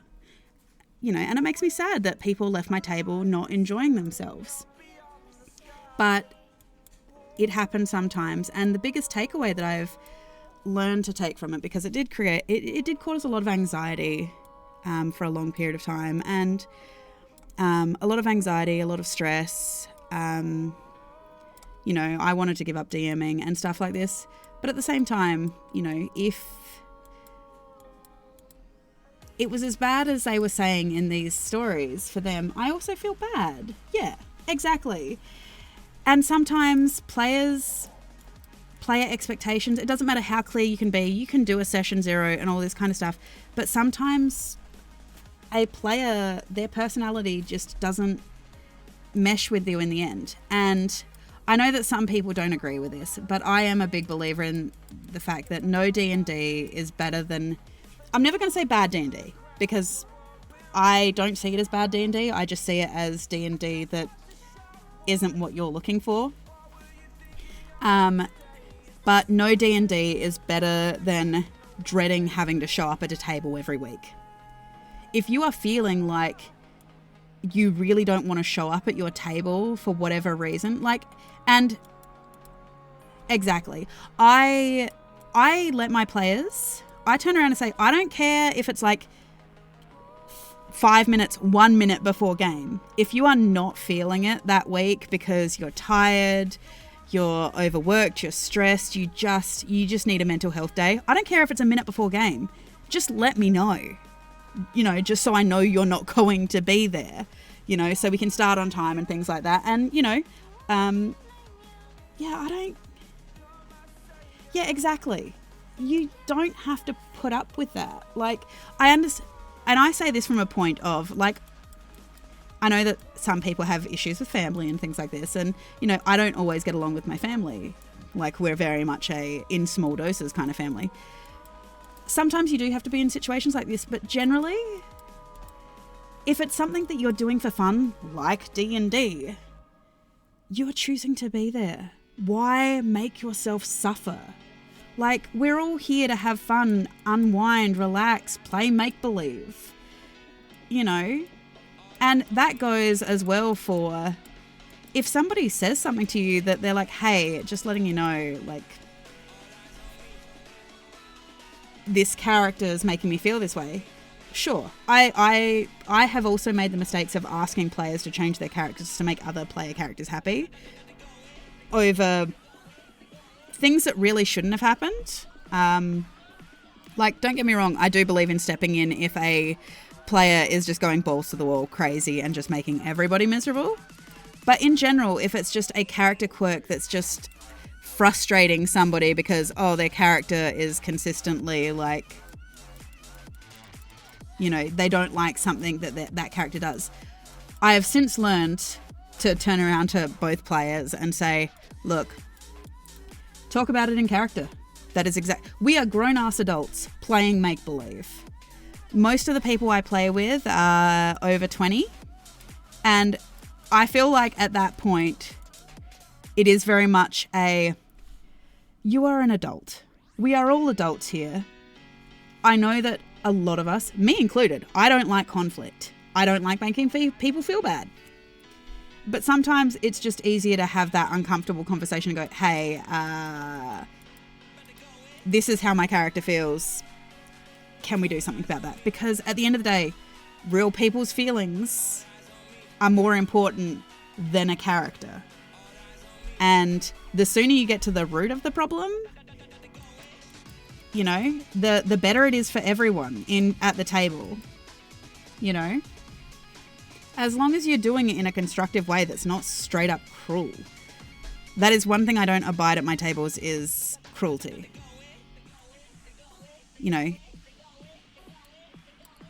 Because we have to play together.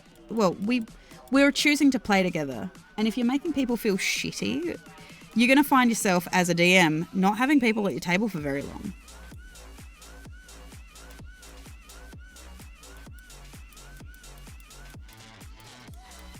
But the other thing I've learned as well is sometimes you just can't win. You can try and keep it as professional as you want and be like, and not take sides and just say, I was told this, it doesn't matter. No matter what happens, there are situations when it doesn't matter what you say, somebody is going to see you as the bad guy.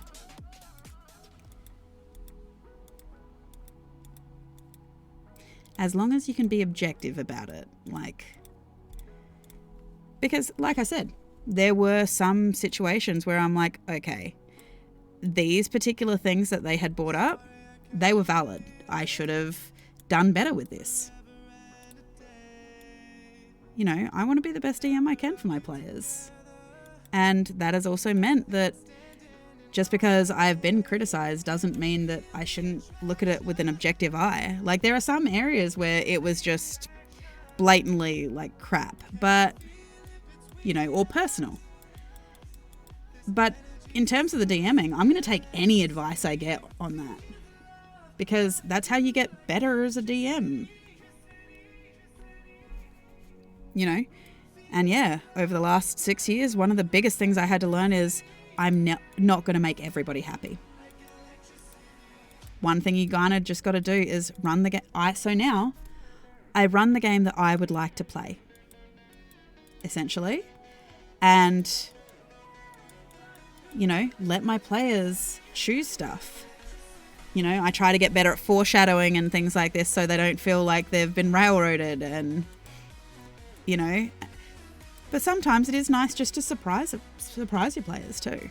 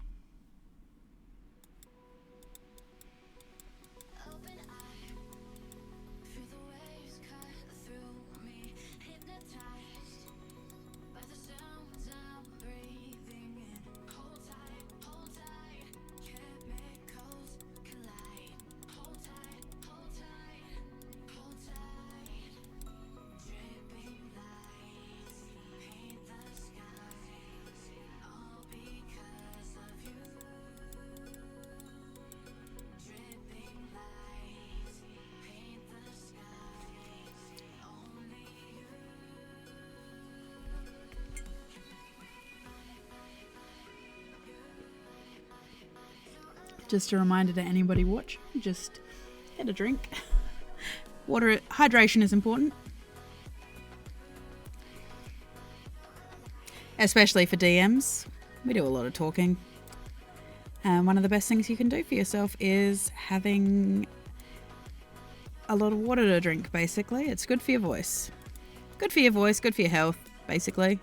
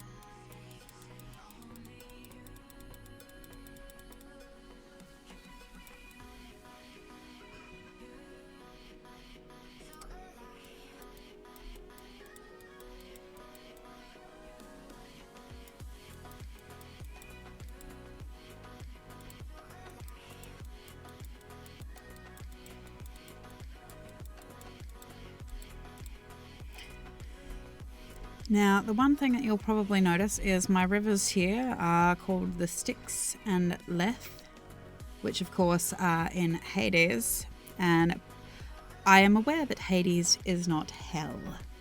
I pull a lot of mythological elements into my stories. And so, for example, the Abyss and the hells, so demons and devils, I use them interchangeably, basically, just because they're virtually the same thing, let's be honest. I don't like trying to... I'm not great with math and numbers and remembering that. Yeah, most of the Faerinian gods are from our world anyway. As you'll see as I go through, if you are bilingual or multilingual, I do use lots of words.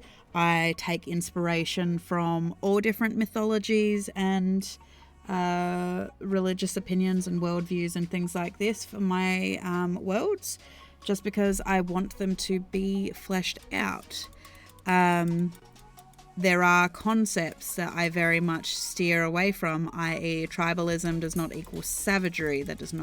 It's not what makes you savage in my world. There are lots of things that I just put in place that it just makes sense. I try to have representation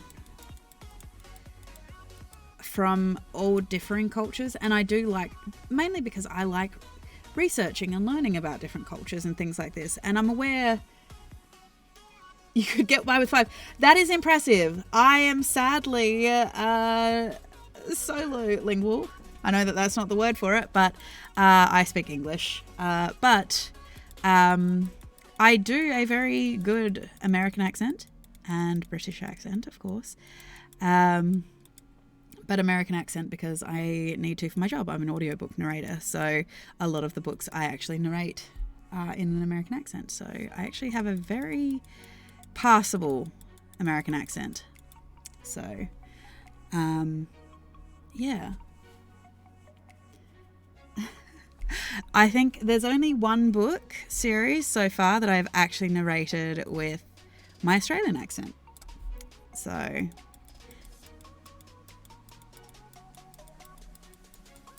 there is that. I'm hoping that I'm going to get to do more at some point in the future, but yeah, no, most of the books I do are in an American accent.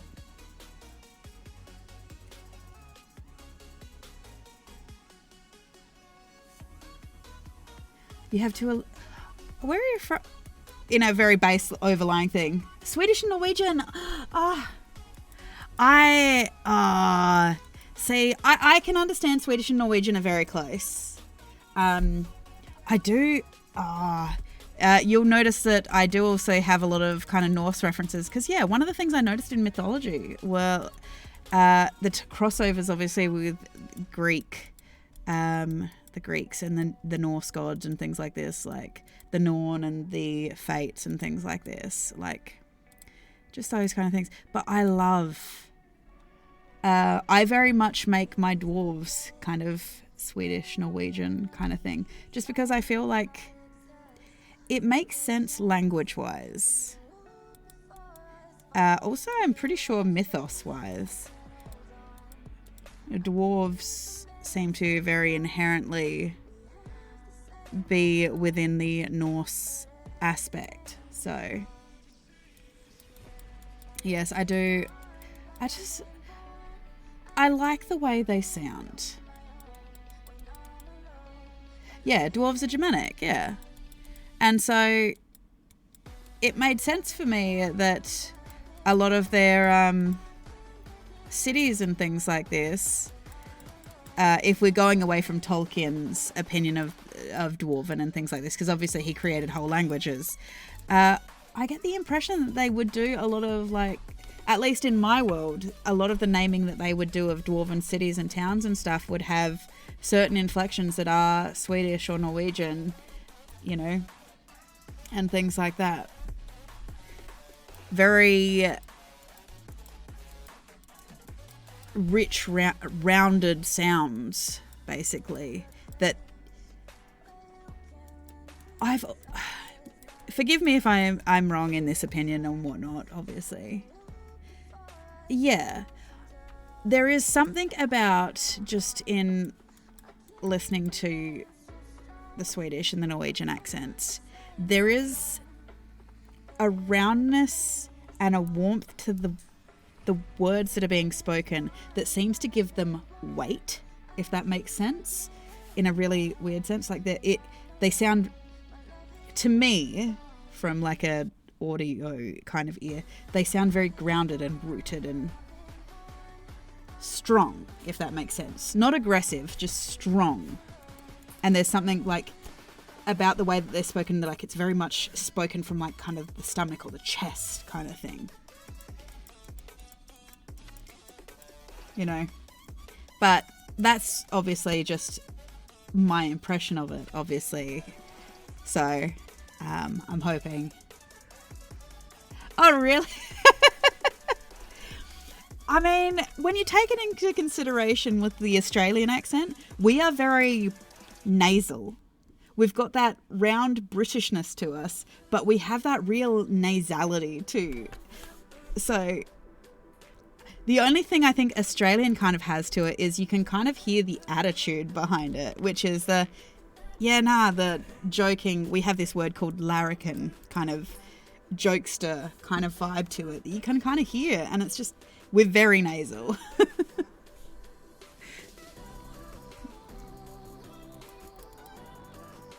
Larrikin, yes. Larrikin is, if someone's being a larrikin, they're kind of being like a jokester, or they're messing around, or, you know, just like a fun-loving guy, like a larrikin. Which, that's how you spell it roughly, give or take. Yeah, we've got some of these weird words. And, I mean, we will argue over certain words, how certain words are said. I mean, for example, I'm from South Australia. We tend to have a bit of a friend... Oh, I didn't know that. There you go. Yeah, no, we kind of have a lot of slang and stuff that, you know, so our eastern states and where I'm from, we have kind of like friendly rivalries. So Victorians don't like South Australians and things like this. We do tend to sound relatively different, at least to our ears, just because it's the difference between, for example, a lot of South Australians say something like dance, whereas in a lot of parts of New South Wales and things like that, they'll say dance, which I know is small, like they're small kind of situations, but you know, we shorten a lot of stuff as well. We say, oh, I'll see you in the arvo. So in the afternoon, we'll say arvo. Avocado is like avo. If you go to a bottle shop, it's the bottle-o. We do a lot of that kind of thing. So, and even then, because of regionality, different regionalities, that we will argue over what certain things are. Like there are some parts of an Arvo in the Arvo. Arvo, we still spell Arvo as in afternoon is A-R-V-O. So yeah, shorten it down to Arvo. You know, if you're gonna have a sandwich, it's a sanger. Sausage, we call sausages snags, for example. Just weird stuff like that. Just very, very Australian-esque. You know, this is a little bit more into the adult drinking culture, but for example, you can buy wine in boxes that have like a foil bag that the wine is kept in, and you know, we usually call boxed wine like goon for whatever reason. I know that there's probably a reason behind it, an etymology behind it. I am not 100% sure what it is. But yeah, so just, we've got really weird words for stuff sometimes. But for example, we have some, so South Australia has a very Germanic kind of background to it. So you will find things, we have like a pressed meat product called Fritz, which they don't have in New South Wales and Victoria. They have something like a Devon, like a pressed Devon, which they're essentially the same things, but essentially it's like a spiced pressed meat roll thing. I feel like Fritz is a German thing though. From what I've been told, Fritz is a German thing.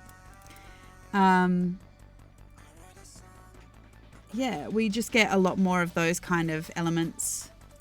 So, Melbourne though, Victoria and Melbourne is very known for their coffee culture. Their coffee culture is brilliant in Melbourne, which if you like coffee. Fritz. How do we spell Fritz? Like this. It's a meat product. And we have, this is probably an abomination, we have Fritz and sauce sandwiches. Yeah, there. So you get it. Whereas they don't have that in New South Wales. Because it's only in text osmosis, I don't know what's a joke or not. So I apologise if I'm not getting the joke at the time. It's put it completely on me that I'm taking things far too seriously.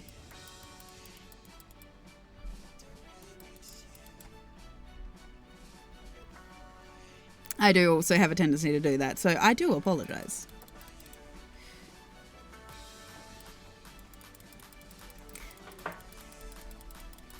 There is nothing worse than the DM that overthinks.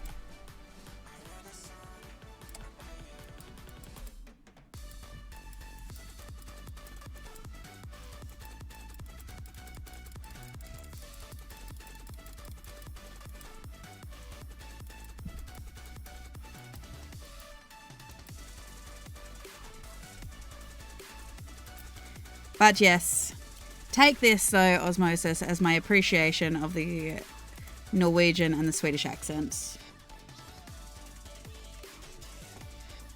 Bardic Knock. I don't usually play a lot of bards. Please inform me, what is Bardic Knock?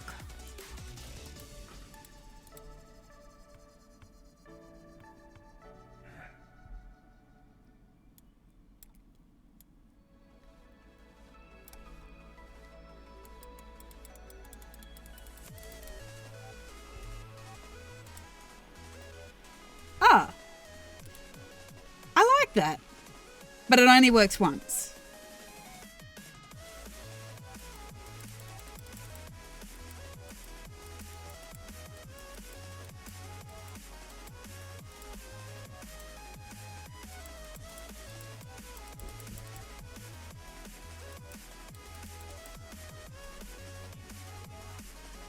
See, that's pretty cool.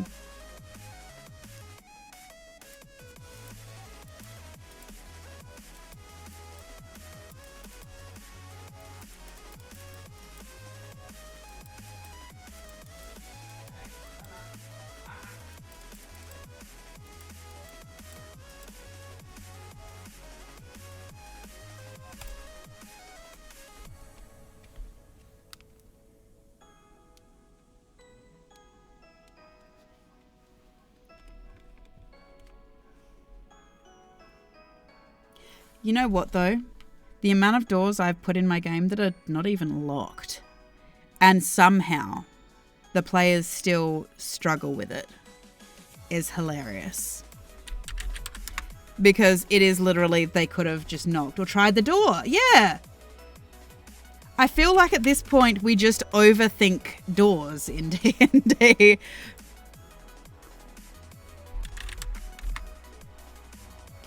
Which, don't get me wrong, it does lead to shenanigans, and I love that.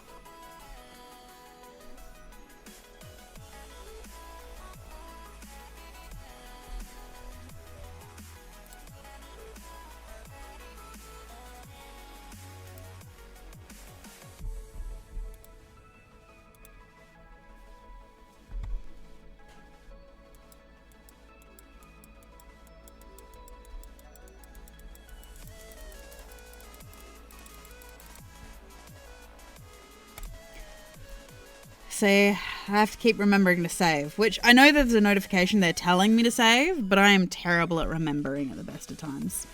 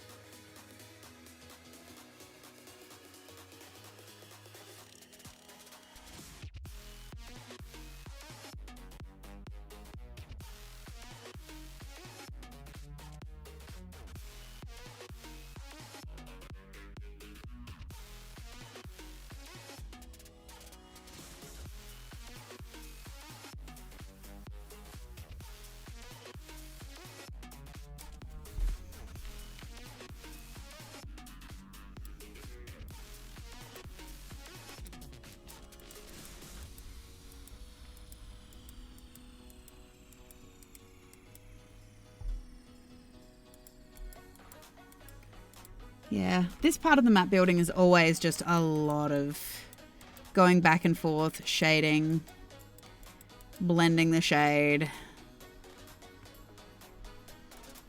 But once we've finished this, we'll actually be starting on town maps. Which, the question is, I don't know where I'm going to start yet.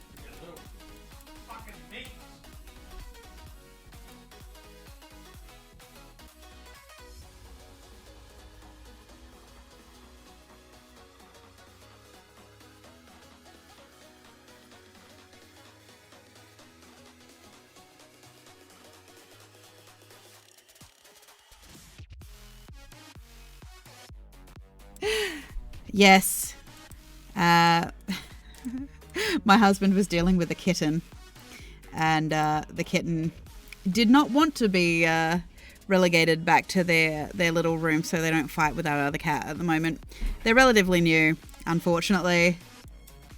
So occasionally there are still fights, and when they fight, they have to be separated. So yes, he wasn't expecting kitten claws, unfortunately.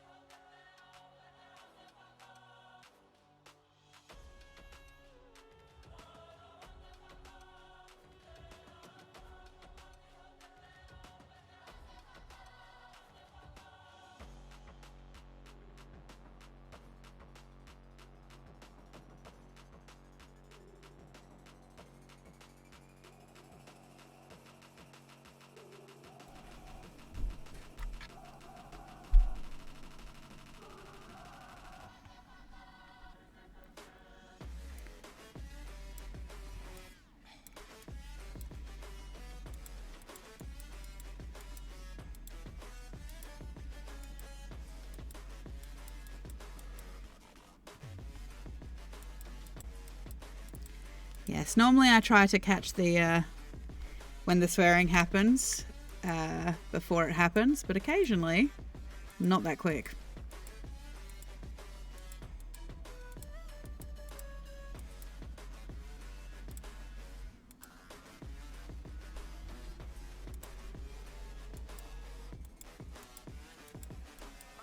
Thank God that the brothers on the rise now. Endless celebrations all in my house. Levitating now, I'm super duper fly now. London boy, but they see where I reside now. Put the time in while you always yelling time out. And for quit it, cause I know I'm coming with it. You were sitting, you were wishing I was handling my business. Now I got the ball like Harry Potter playing Quidditch. And my business is humongous, you would think that happens in there. Oh man, I'm all that, yeah, I'm all that. Working for that whip, yeah, that what you call that. I'ma blow up in the summer, have them yelling fall back. And I've always been ahead like an effing ball cap. Man, I came in the game like, whoa. Got a couple chains on me cause I like gold. They told me I'm the best and I told them I know. Cause when I'm in your town, every ticket I sold. Yeah, they saying I'm the man. Facts, bro. Lot of haters, tell me where they at though. I'm the new pop, all I do is rap though. Want me on your song, throw a couple stacks, yo. Everybody wanna do the same thing. That's why we ain't on the same page. Do my own thing and I maintain. Flow like water, so I'm going mainstream. I'm going mainstream. Flow like water, so I'm going mainstream. Yeah, I'm going mainstream. Flow like water, so I'm going mainstream. I'm going mainstream. Mainstream. Flow like water, so I'm going mainstream. Yeah.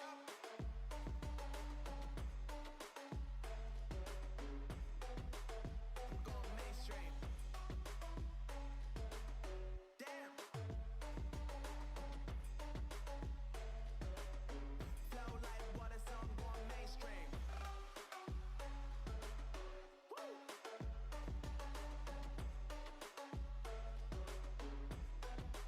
I'm going mainstream.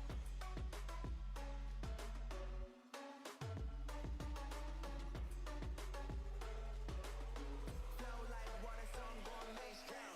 They saying I'm the man. Facts, bro. Lot of haters, tell me where they at though. I'm the new pop, all I do is rap though. Want me on your song, throw a couple stacks, yo. Everybody wanna do the same thing. That's why we ain't on the same page. Do my own thing and I maintain. Flow like water, so I'm going mainstream. I'm going mainstream. Flow like water, so I'm going mainstream. Yeah, I'm going mainstream. Flow like water, so I'm going mainstream. I'm going mainstream. Mainstream. All right, I'm just going to take a quick 5-minute break and I will be right back. So I'll see you back in about 5 minutes.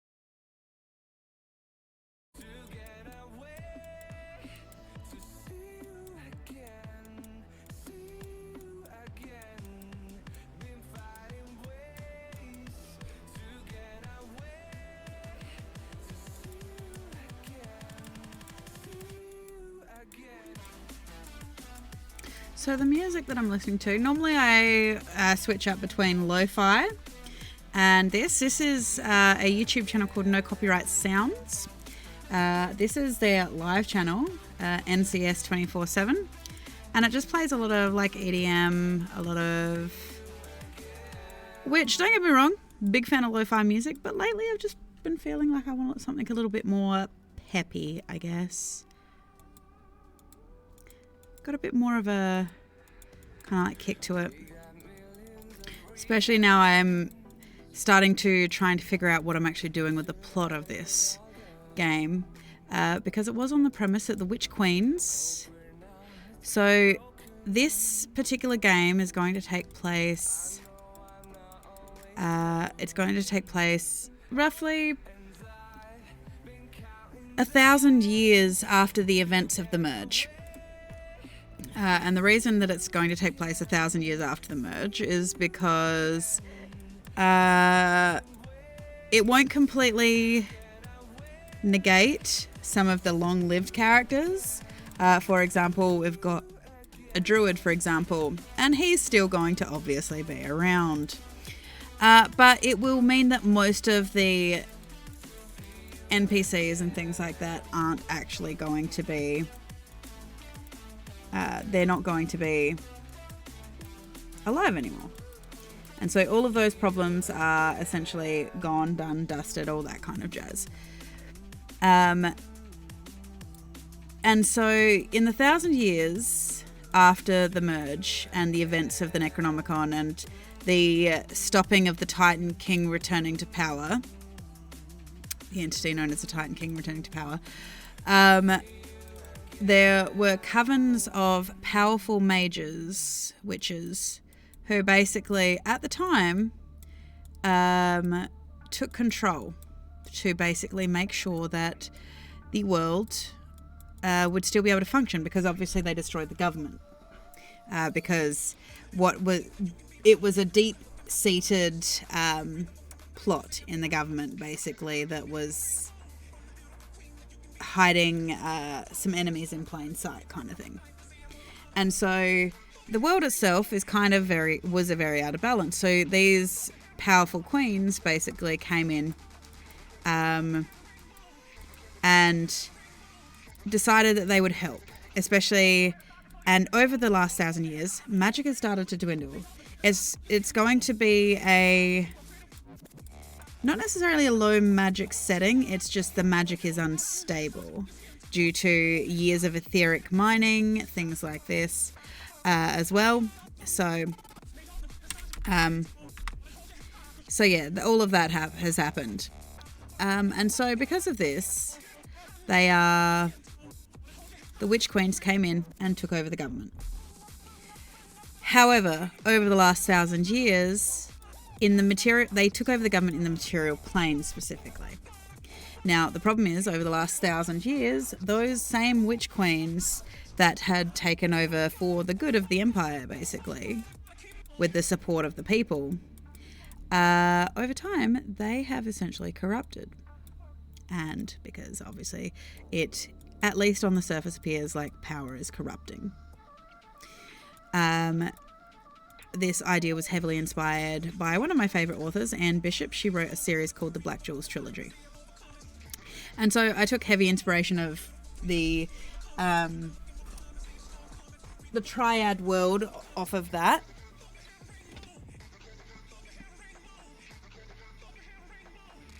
So yes, I took heavy inspiration for the triad world from that. And so yes, the Witch Queens, and so a lot of people have actually fled their tyranny to the material plane, to the Feywild. And so this is part of the reason why now our campaign is going to be starting in the Feywild, because it is a part of the world that is probably one of the least explored areas within reason in my world. There is lore there behind it. There is a lot of stuff there behind it, but in terms of the campaigns ever going there, not really. So this is why we're starting there in what is relatively known as a free place, as in, you know, they have freedom. It's going to start relatively like a standard campaign.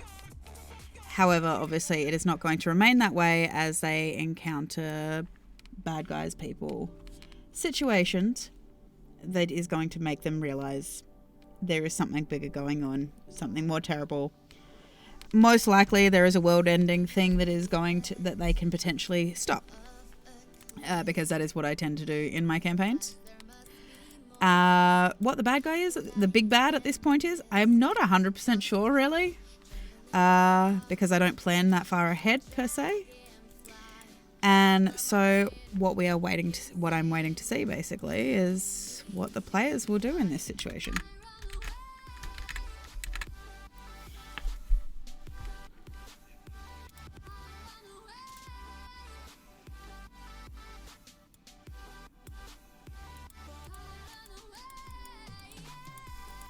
And so, yeah, there is a subsidiary quest that we're going to do that they're going to have to prove their worthiness to the powers that be, basically.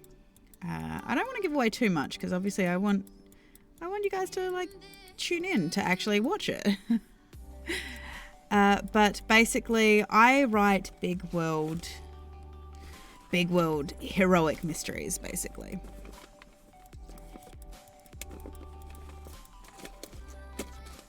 Big world heroic campaigns. I try to anyway. But in terms of technologically, I have ended up having to do lots of research for that because the Feywild will be very steampunk-esque era, but the technology in the material plane is going to be very cyberpunk. So we do have a little bit of that disparity there. So...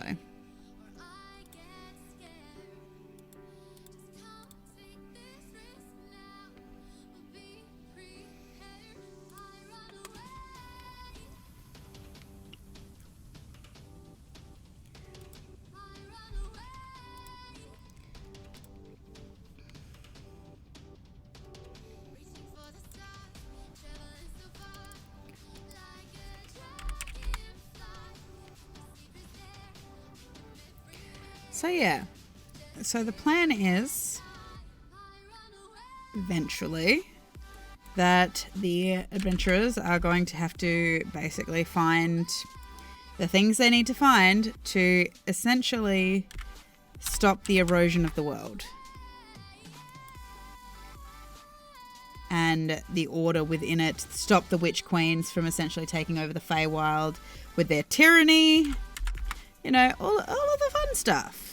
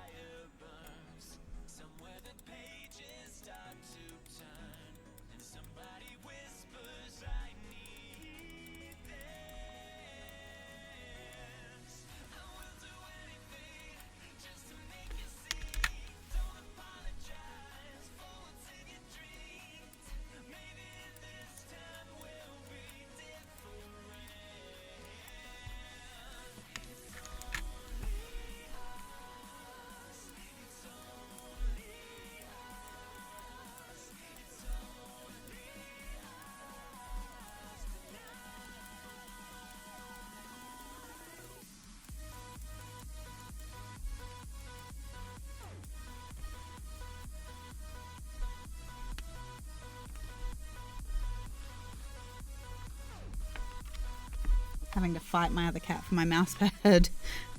She has positioned herself right on top of it. Which there is always that inherent fear that she's going to turn around and bite me because of the moving back and forth of my mouse as I'm doing. You never know, might happen.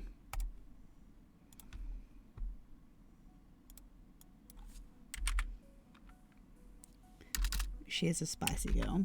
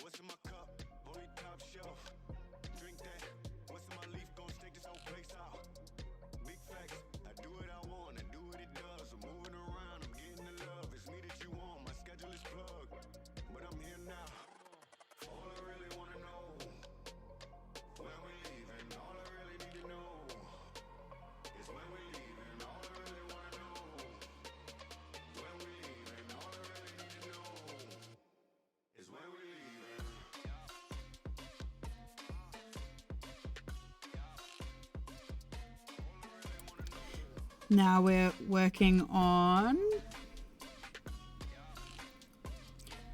Junpilka, which is a wrath.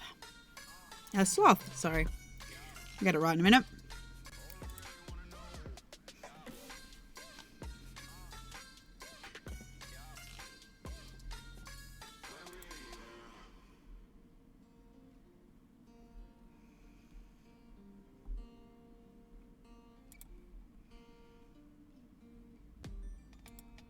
So I've come to the conclusion, just a rotten piece of fruit.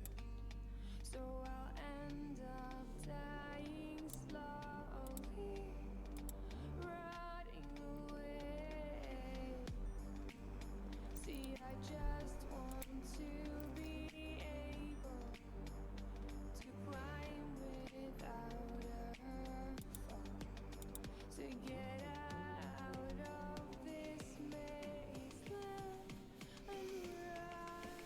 Please strike me thunder.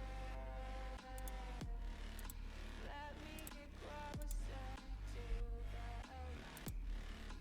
Please strike me thunder. So I can be free.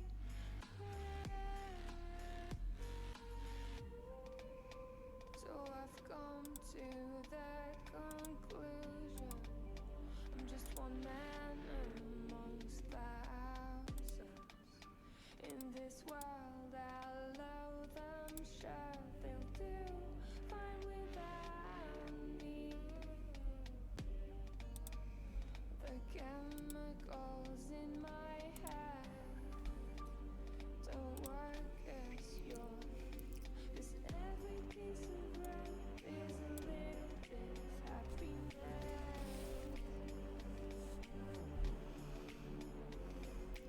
Every kind of love causes a little bit less regret. Please strike me thunder. Let me get closer to the light. Let me go under the water till I can breathe. Let me go up. Let me go up. Let me go. So yes, Junpilka is sloth, and the fun part about this one, when we start filling things in, is there will be lots of cogs and gear and rubbish around because no one cleans up, basically. Great if there's a tinker in the party, though.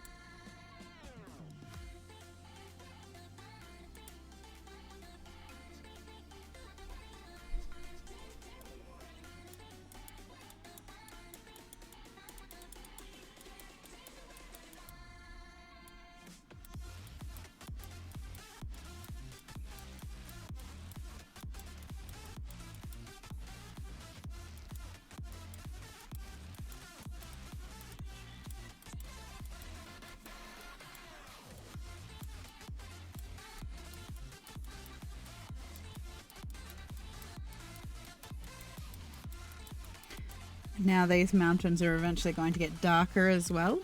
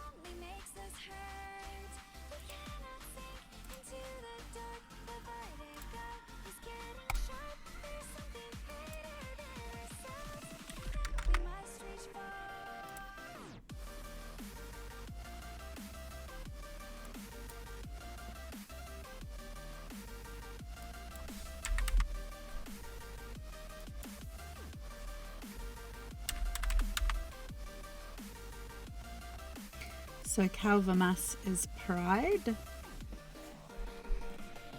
So this is what we've got here.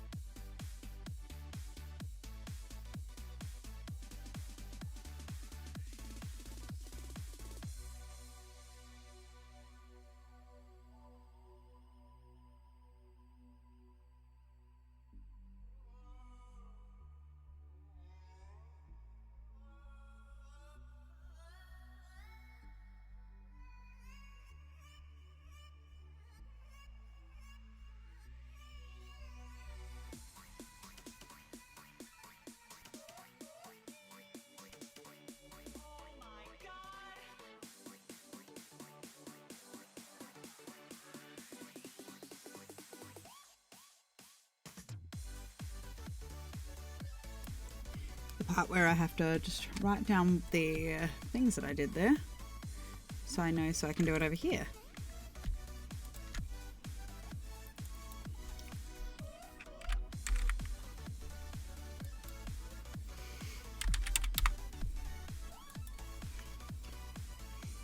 So very shortly we're going to be naming towns, which is always a fun endeavor.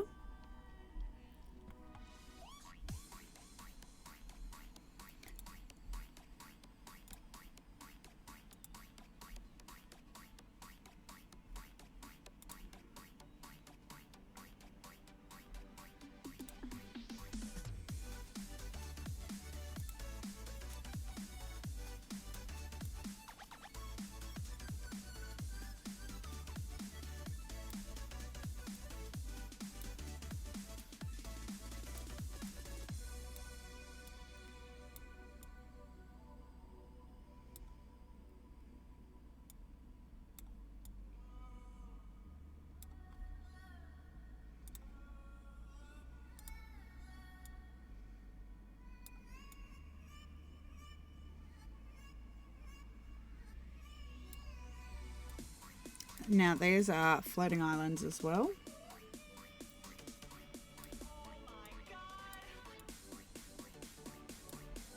And these are the remnants, all that it remains basically of the islands, as I was stating before, that the world as they knew it had been destroyed, and this is all that remains of that place.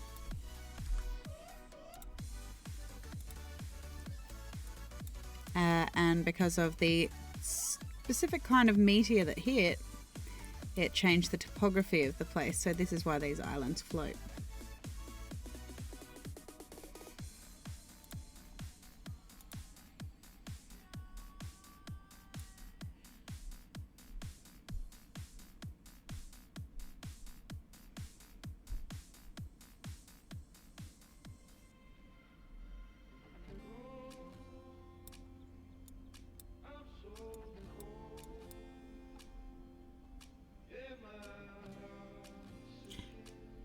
Chronologist, as in time people? Is that the ones we're talking about?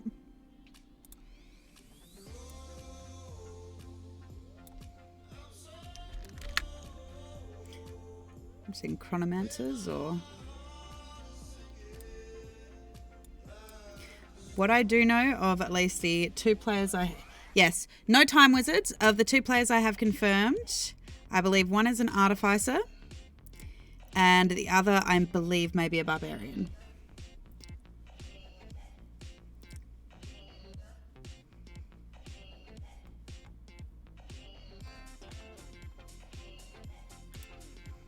They're the two I have confirmed.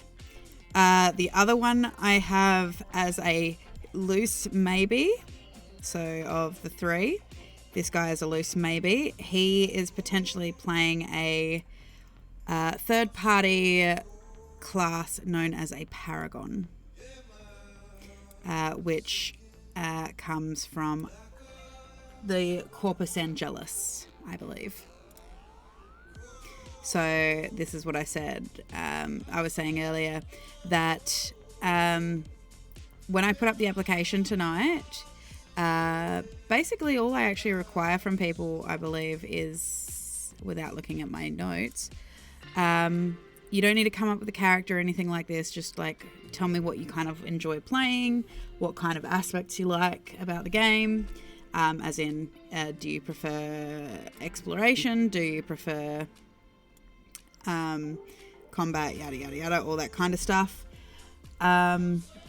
because obviously I want to wait until I have the players in before they decide what they want to play, for example, because I actually have quite a lot of third-party kind of supplements that they will have access to.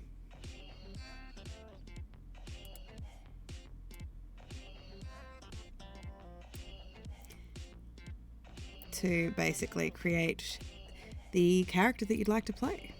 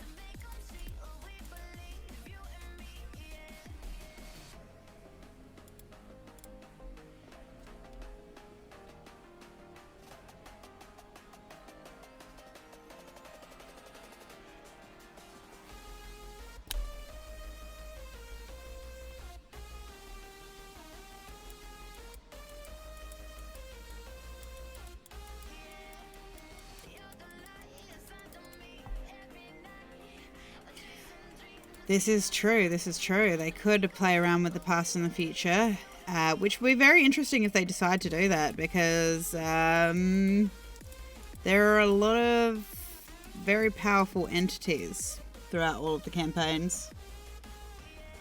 Exactly.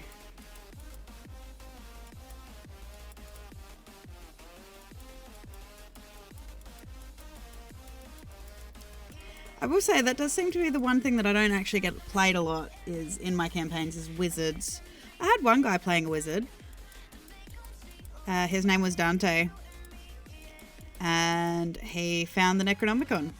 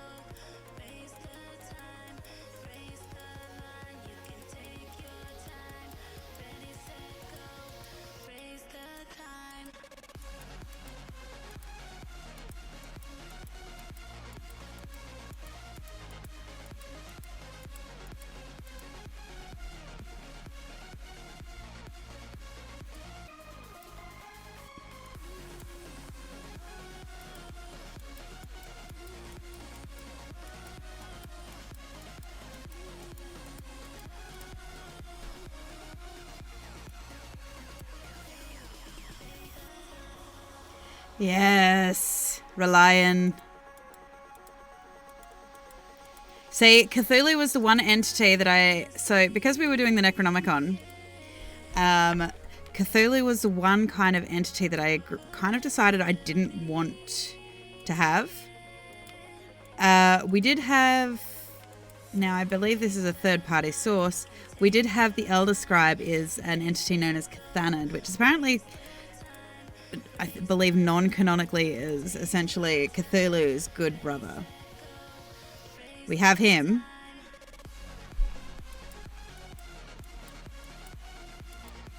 He was just kind of chilling out, being cool.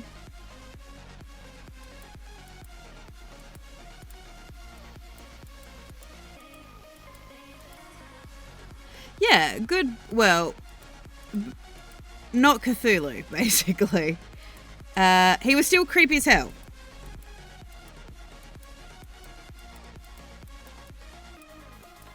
And basically, he's known as the Elder Scribe. He, within the world, he is the one that created sigil magic.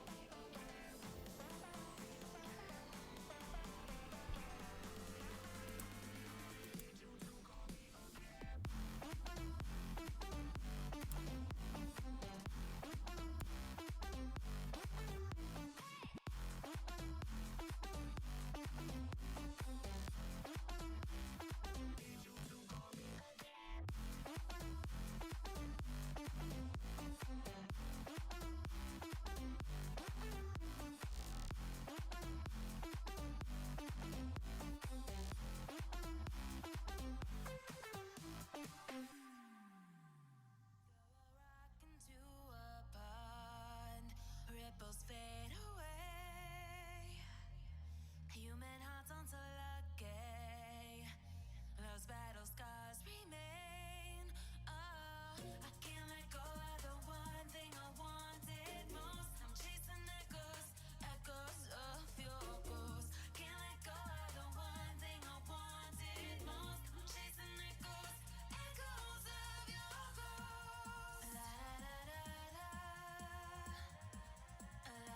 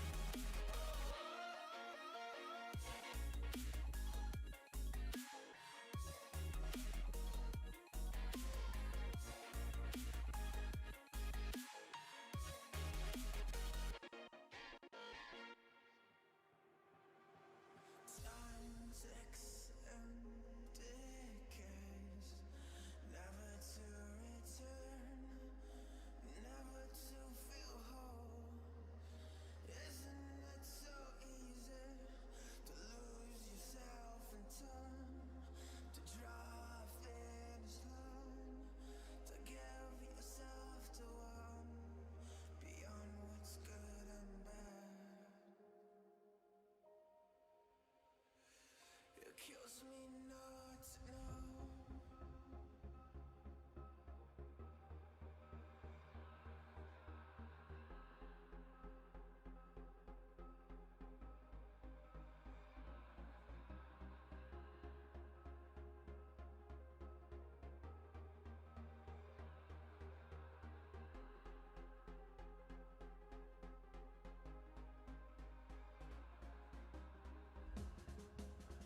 Lost beyond the edge, planning what to say. It kills me not to know, but yet I carry on, letting go of safety, holding on to fear. So I'm just making this shading, so hopefully these look like they're floating a little bit. With any luck.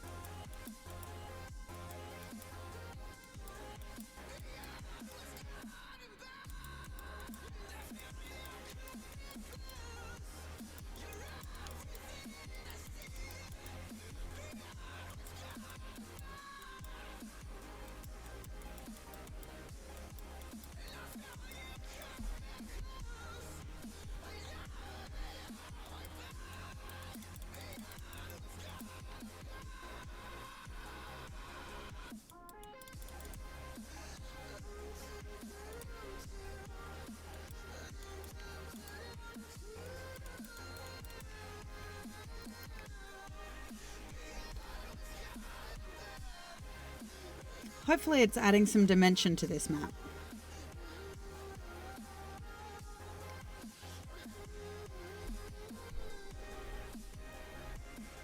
That is the hope anyway.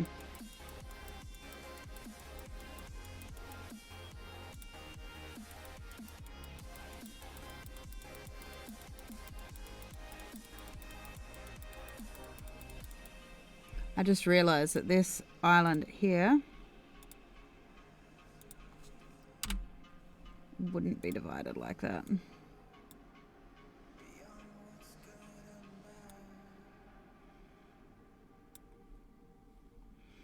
Yep, they would be smaller. I'm walking around in the circle of life, doing the things I know, walking the same ways 100 times with the same soul. But do you ever try up on the right side, put it up in your mind? But do you ever try up on the left side, put it up in your mind?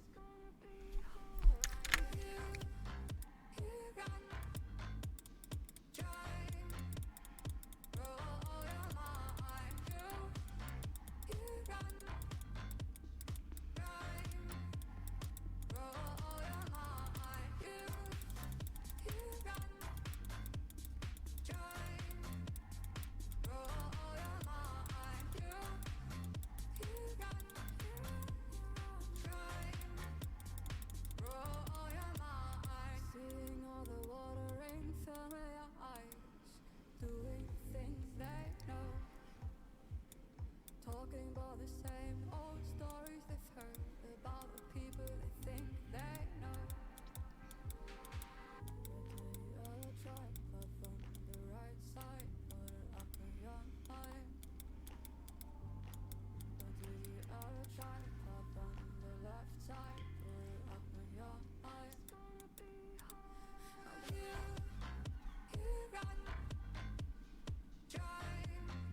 Oh, that's exactly it. Like, I love looking into world lore and things like that.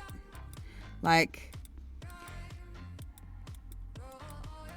I've been having to look into metaphysical principles of the universe for the sake of my campaign, and just looking at what is actually available and things like that is insane. But linking that to like real world connotation, like real world theories and things like this, I love that world building like this leads me to research into things that I wouldn't have necessarily looked into before, like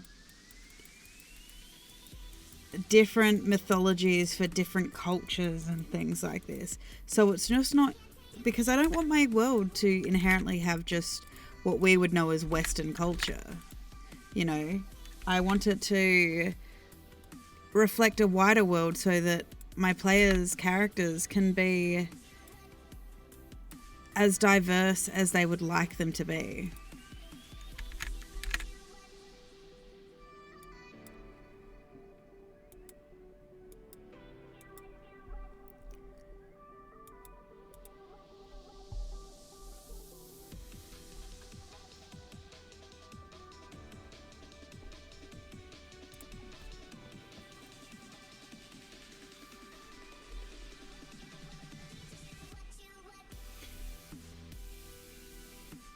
Like, one of the most interesting things I think that I've been led down that is that dragons seem to exist in almost every culture. Oh yeah, that is absolutely 100% something that happens. You're like, oh wow, I never realized that. In terms of fantasy stuff, like looking into from like a campaign perspective, like indigo children and things like this, star seeds, and if you're looking at like from a perspective of mythology and to a certain degree, there is a certain level of not just looking at star seeds, indigo's children, and from a magic like paganistic perspective, there are some really interesting concepts there that you could end up using for like campaign ideas.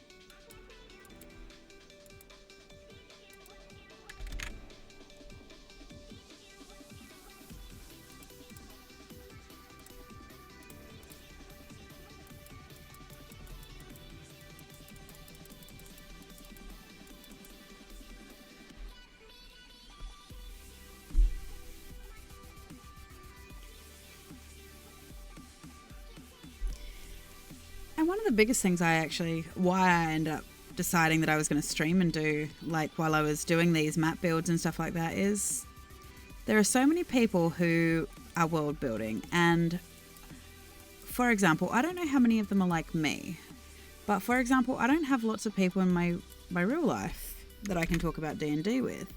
And most of the people I do have D&D with are players in my campaign, so I can't always ask them for their advice on what I should formulate next for a campaign idea or a monster that they should take on, because the last thing I want is them to be able to prepare ahead of time because they know what's coming, and also it lessens a surprise for them if they do that. So in doing this, it gives me the opportunity to talk to other DMs, other world builders, get ideas about, you know, how to enrich the world, how other people enrich their worlds, you know, getting combat help. Like I've said earlier, combat is by far my weakest skill as a DM. I'm getting better, but you know, there was a good portion of time that I was not great at it, and I'm pretty sure that almost all of my players know how abysmal I am at math as well, so.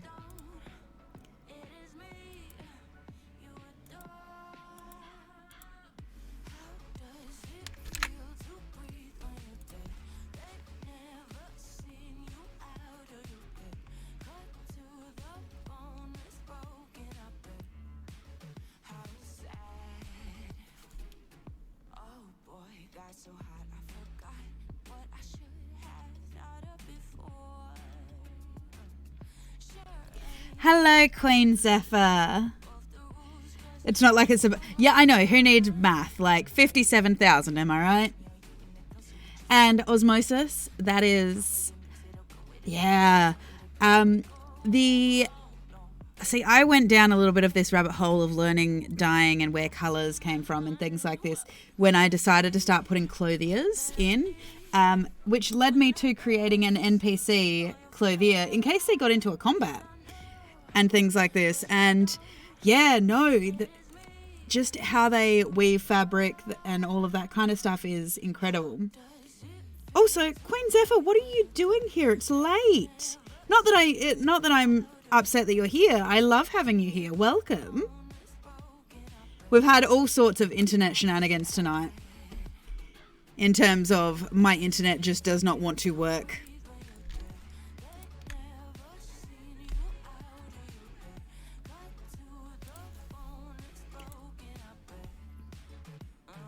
Yeah, no, that's exactly what kind of happened, and I apologize for that. It makes me sad, but you're here now, and that has just made my evening. So thank you. I have been telling anybody who has at least, been able to get in, telling anybody that was able to get in about how I sent you back in time on Tuesday. And the fact that your characters now have 2 months, basically, to figure out what they're going to do with that information.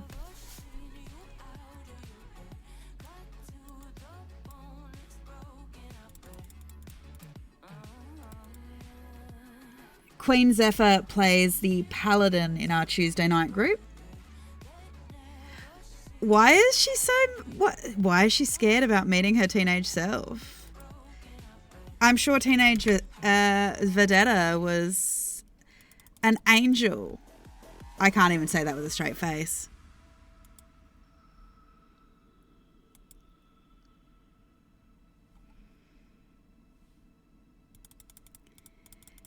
Well, I mean, you know exactly where your character is at the moment, so...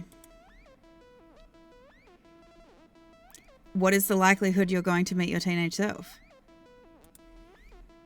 Well, but isn't it worse that you could potentially run into your teenage brother?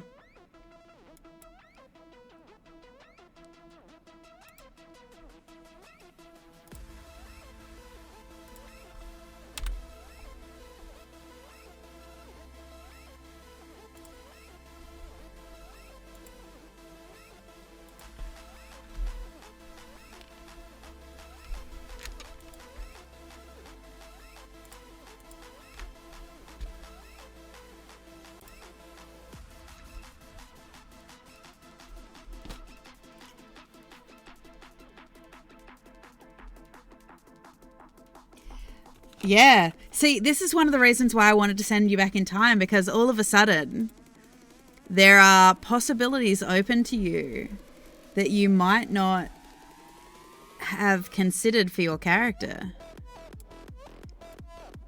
Like, as you pointed out, Vedetta wouldn't even have chosen to be a paladin yet.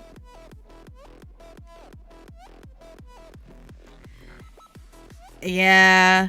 Most of the Tuesday group that is running, they're in their 20s, the characters.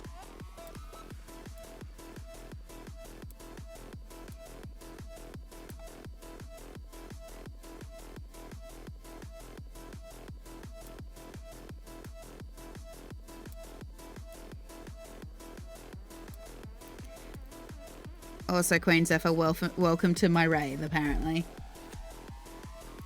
Yeah, I think Arashi and Sabata are younger than the twins, and Snitch is older. Technically, not literally. I'm pretty sure the players for Arashi and Sabata are older than both you and Tide Runner. So.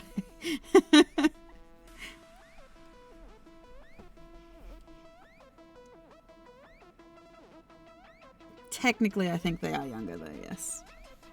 No, I tend to have it the elves age at the same rate as humans, and then once they reach technical adulthood. By common world standards, they are deemed as adults, but then they change very little. However, the difference is if an elf spends most of their years growing up in the outside world, they are deemed as an adult. That's fine. But in elven culture, regardless of whether if they're 18, they're still deemed as children. So it comes down to a cultural thing. But in terms of physicality, they grow at the same rate until they reach adulthood, and then basically they then slow down after that. Just because there are a lot of obvious issues that kind of come with traveling with children.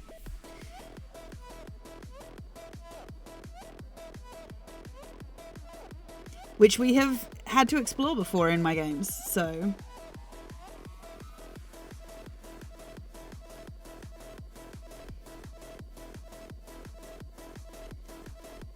Yeah, see, which 14 can work depending on their maturity, but also if they... What happens if they come up against pushback? So... Yeah. So there's... And does it not surprise me that your character basically adopted the child of the group?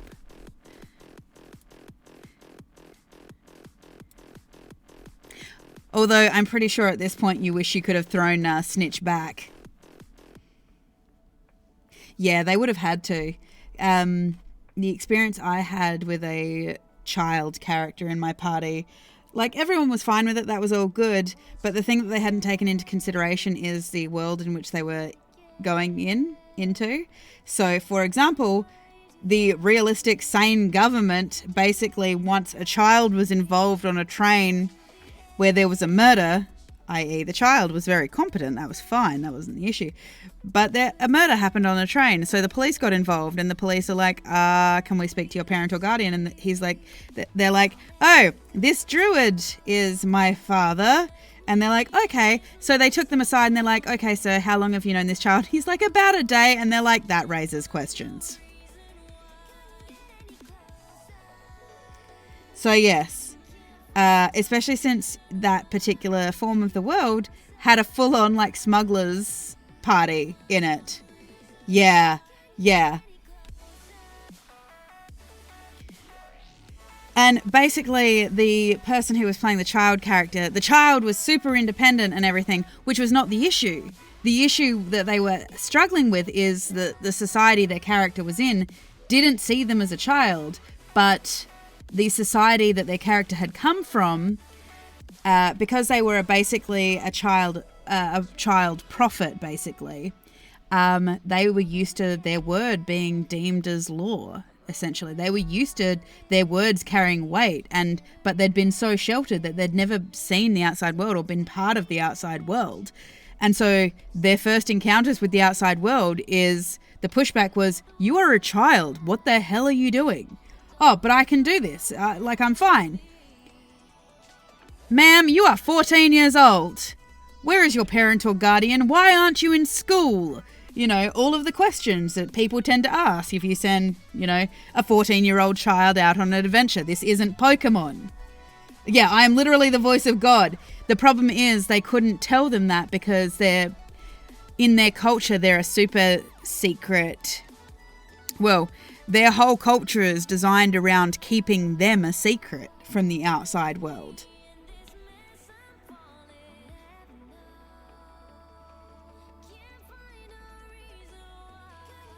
Yeah, you told me about that. That's hilarious. I'm impressed with how it went.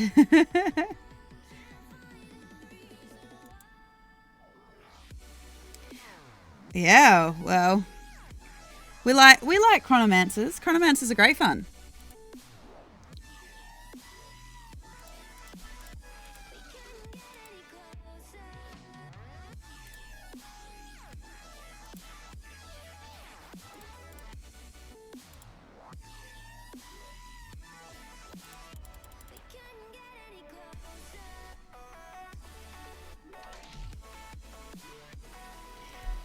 Oh, that's cool. Do like that. Yeah. Would it be an artificer, though, if they hadn't set themselves on fire?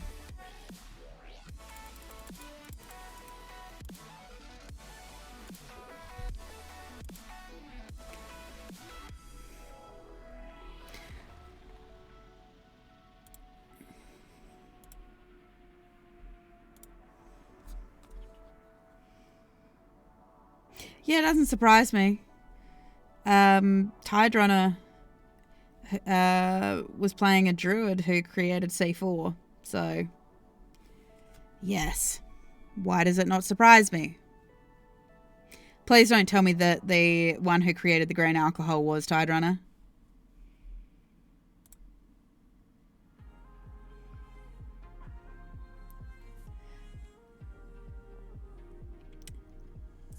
That's a thing that happened.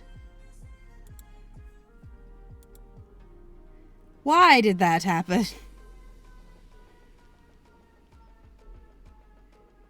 Oh, really? Oh, we love a little chaotic dwarf man. I'm assuming dwarf man. Which might be over-assumptive of me. He's a wizard. Oh, that's different. Tide Runner would be so proud of what I've done to their floating islands too in hell. Look at him. They're beautiful.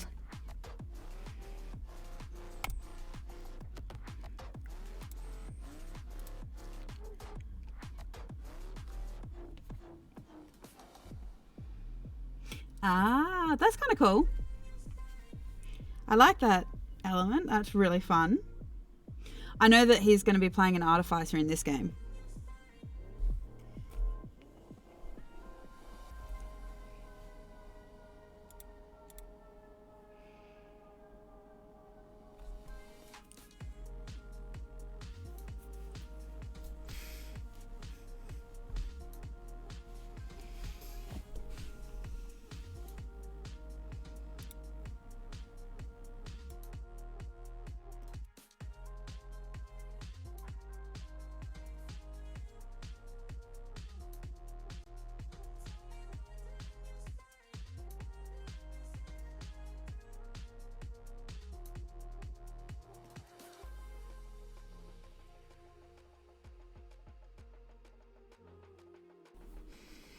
They moved all the stuff, so now I don't know where anything is. Which is always great.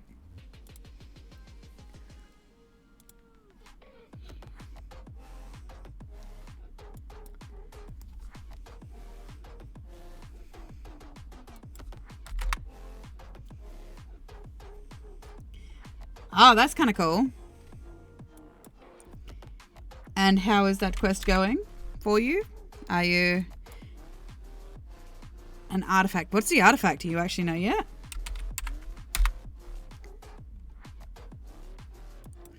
I'm actually surprised that Tide Runner isn't here yelling at me to save.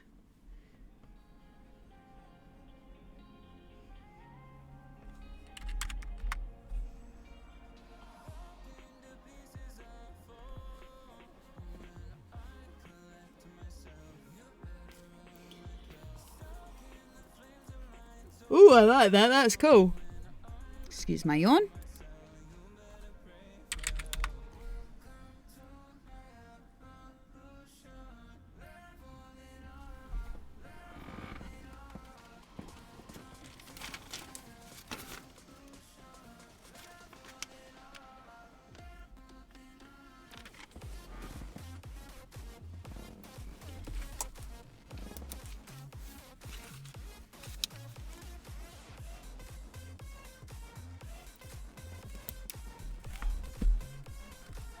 Yeah, what is with you? Your character's an exploded wizard's towers.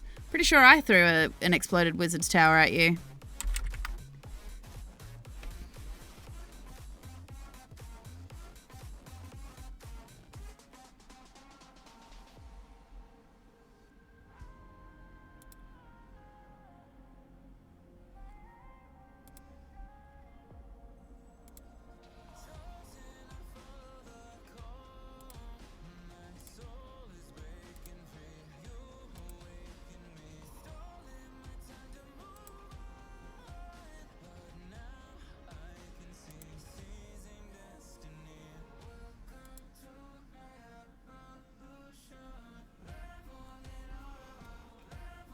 Yep. Tense as disc, man. It is one of the best wagon situations you could get. Although I do love the fact it took you 45 minutes to get into a cave. That actually made me really happy. You were so cautious. Yeah, you were not falling into that thing. I'm so sorry for the thalassophobia that came with it. It was not intentional.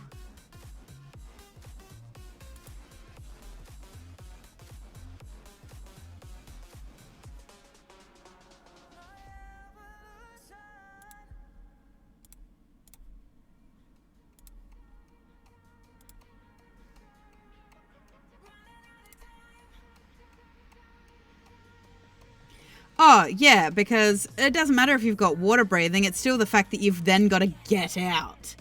And there is, and you know, even if you've got water breathing, you've still got the resistance of the water.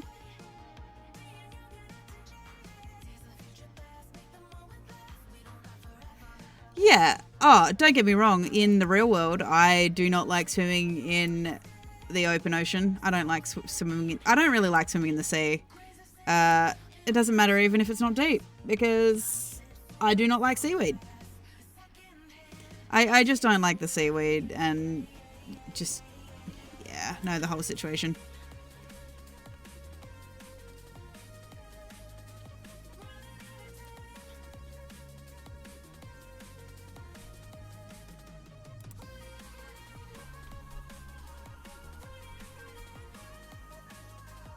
Oh, yeah, no.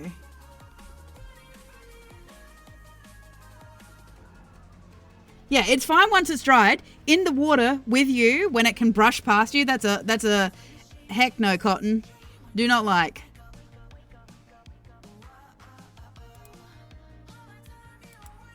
Yeah, don't get me wrong. I don't mind some tasty nori, or, you know, I like sushi as much as the next person.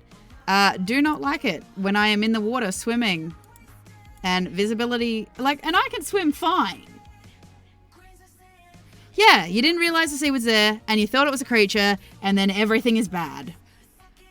Yeah, especially with the likelihood it could even be a jellyfish in Australia and things like this. Just everything in Australia is out to get us, and it makes us super cautious about swimming with it.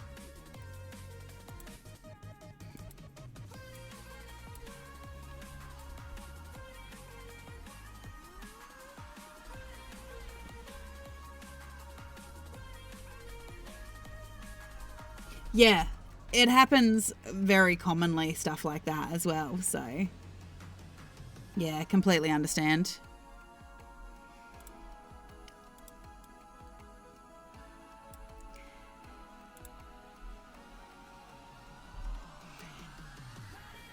I feel like, Queen Zephyr, that if I sit here not saving long enough, somehow that will summon Tide Runner. It's like he knows when I'm not saving. And sometimes I do it just to annoy him. But that's our little secret, okay?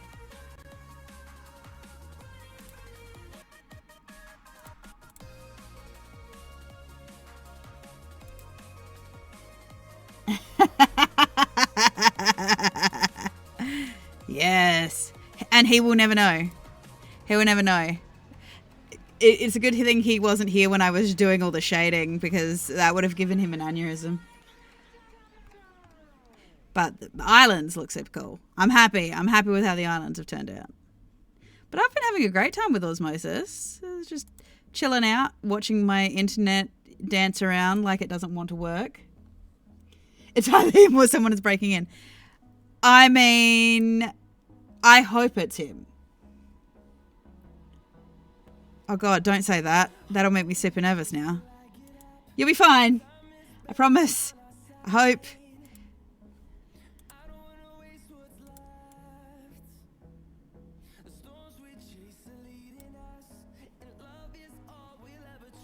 Is him. Good. Good. I'm glad it wasn't someone breaking in, because that would be actually mildly terrifying.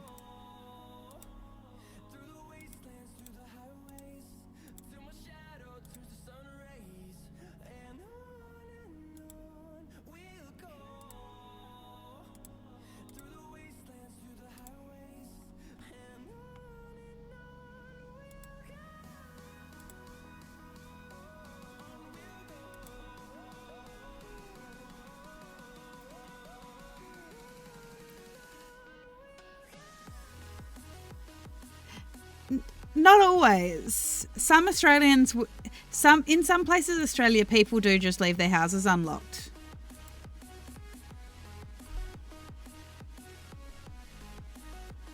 Oh dear God, that's mildly terrifying. Yeah, that is one of the biggest fears that I kind of have, because my husband works away, so.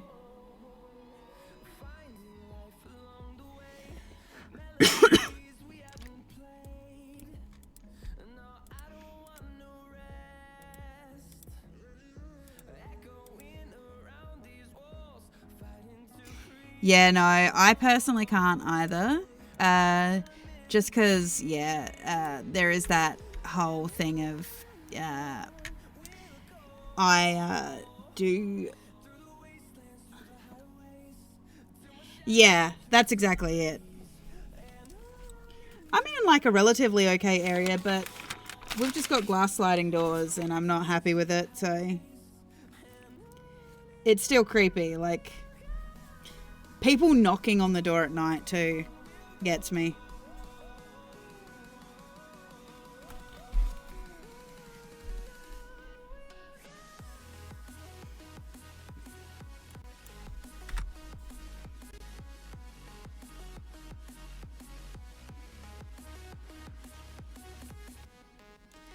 Yeah, see, when you live in a remote area, no problems.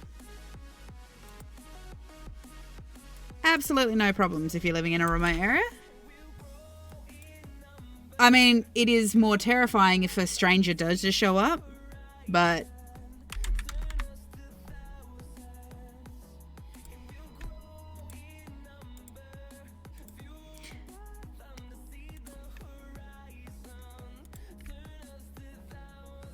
more likely to get the chickens inside, yeah.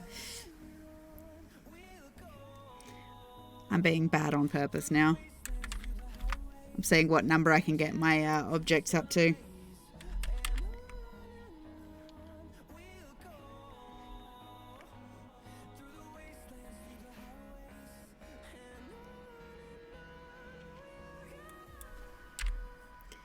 He won't notice.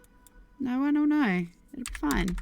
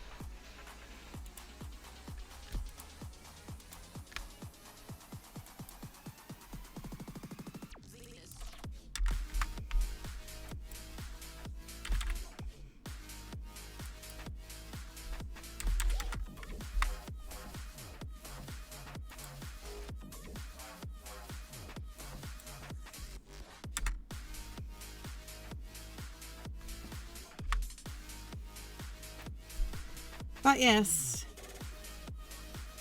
I am glad you were able to join us though, Queen Zephyr. It's always wonderful to have you here.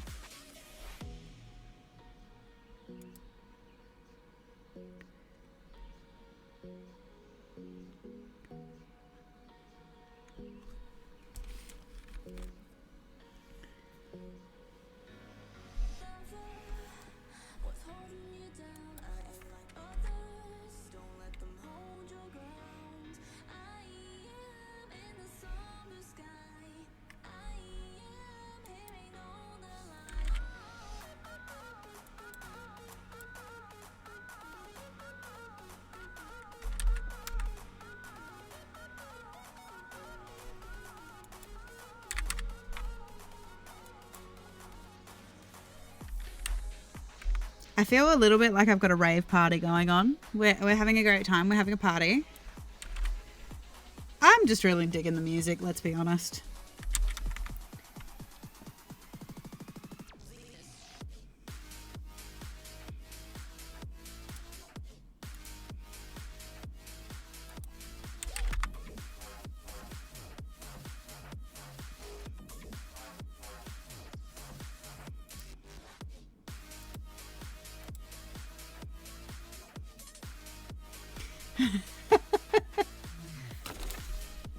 I mean, it is a Wednesday night. We'll save the. How about we save the Tinnies Osmosis for Saturday night when I'm streaming on Saturday night? Because it is apparently more appropriate to drink on a weekend. If we do. Or so they tell me.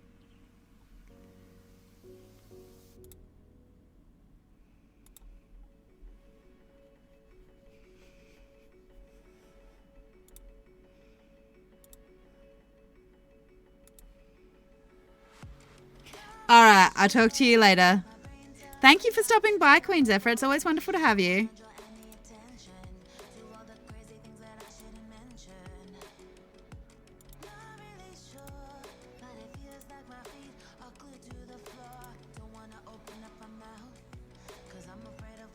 Don't forget to save. That is the point. Very shortly, now that I've got all these in, chances are I'll be looking at heading off very shortly anyway. But I will save just to make Tide Runner happy. Love you, Tay. I will talk to you later.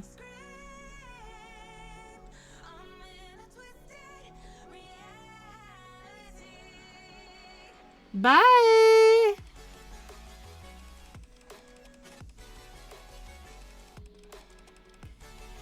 Okay. So we got all the town markers in, so when we come in on Saturday to put in some more, to hopefully on Saturday night we'll actually get this finished. So what I was going to say is thank you for joining me. Thank you for joining me this evening. It has been wonderful to have you here, especially you, Osmosis, because you have been hanging around like a trooper through all of the internet ups and downs, so thank you for that. If you like what I do and you are not already following me, please hit the follow button and turn on notifications so you know when I go live. If not, if you're feeling exceptionally generous, please feel free to subscribe. If not, that is absolutely fine as well. Otherwise, if you want to catch more of this because you want to go back and watch something that I did or something, you can catch it all on my YouTube channel of the same name, Boomeadow. And if I'm ever not streaming when I should be, because my schedule is down below, you can check out my Twitter, which is Booberry Meadows, which that will usually tell you why I'm not streaming, basically. Otherwise, it has been wonderful to have you here. Thank you for being fantastic. I hope you have been drinking some water, keeping hydrated, had a bit of a stretch and things like that. Otherwise, I will be back tomorrow morning at 11 a.m, in which we are going to be playing some more Lost Words. I do some Xbox streaming as well, so I will be doing that then. I will basically see you later, and I hope you have a wonderful morning, afternoon, evening, or night, wherever you are in the world, and I will see you tomorrow.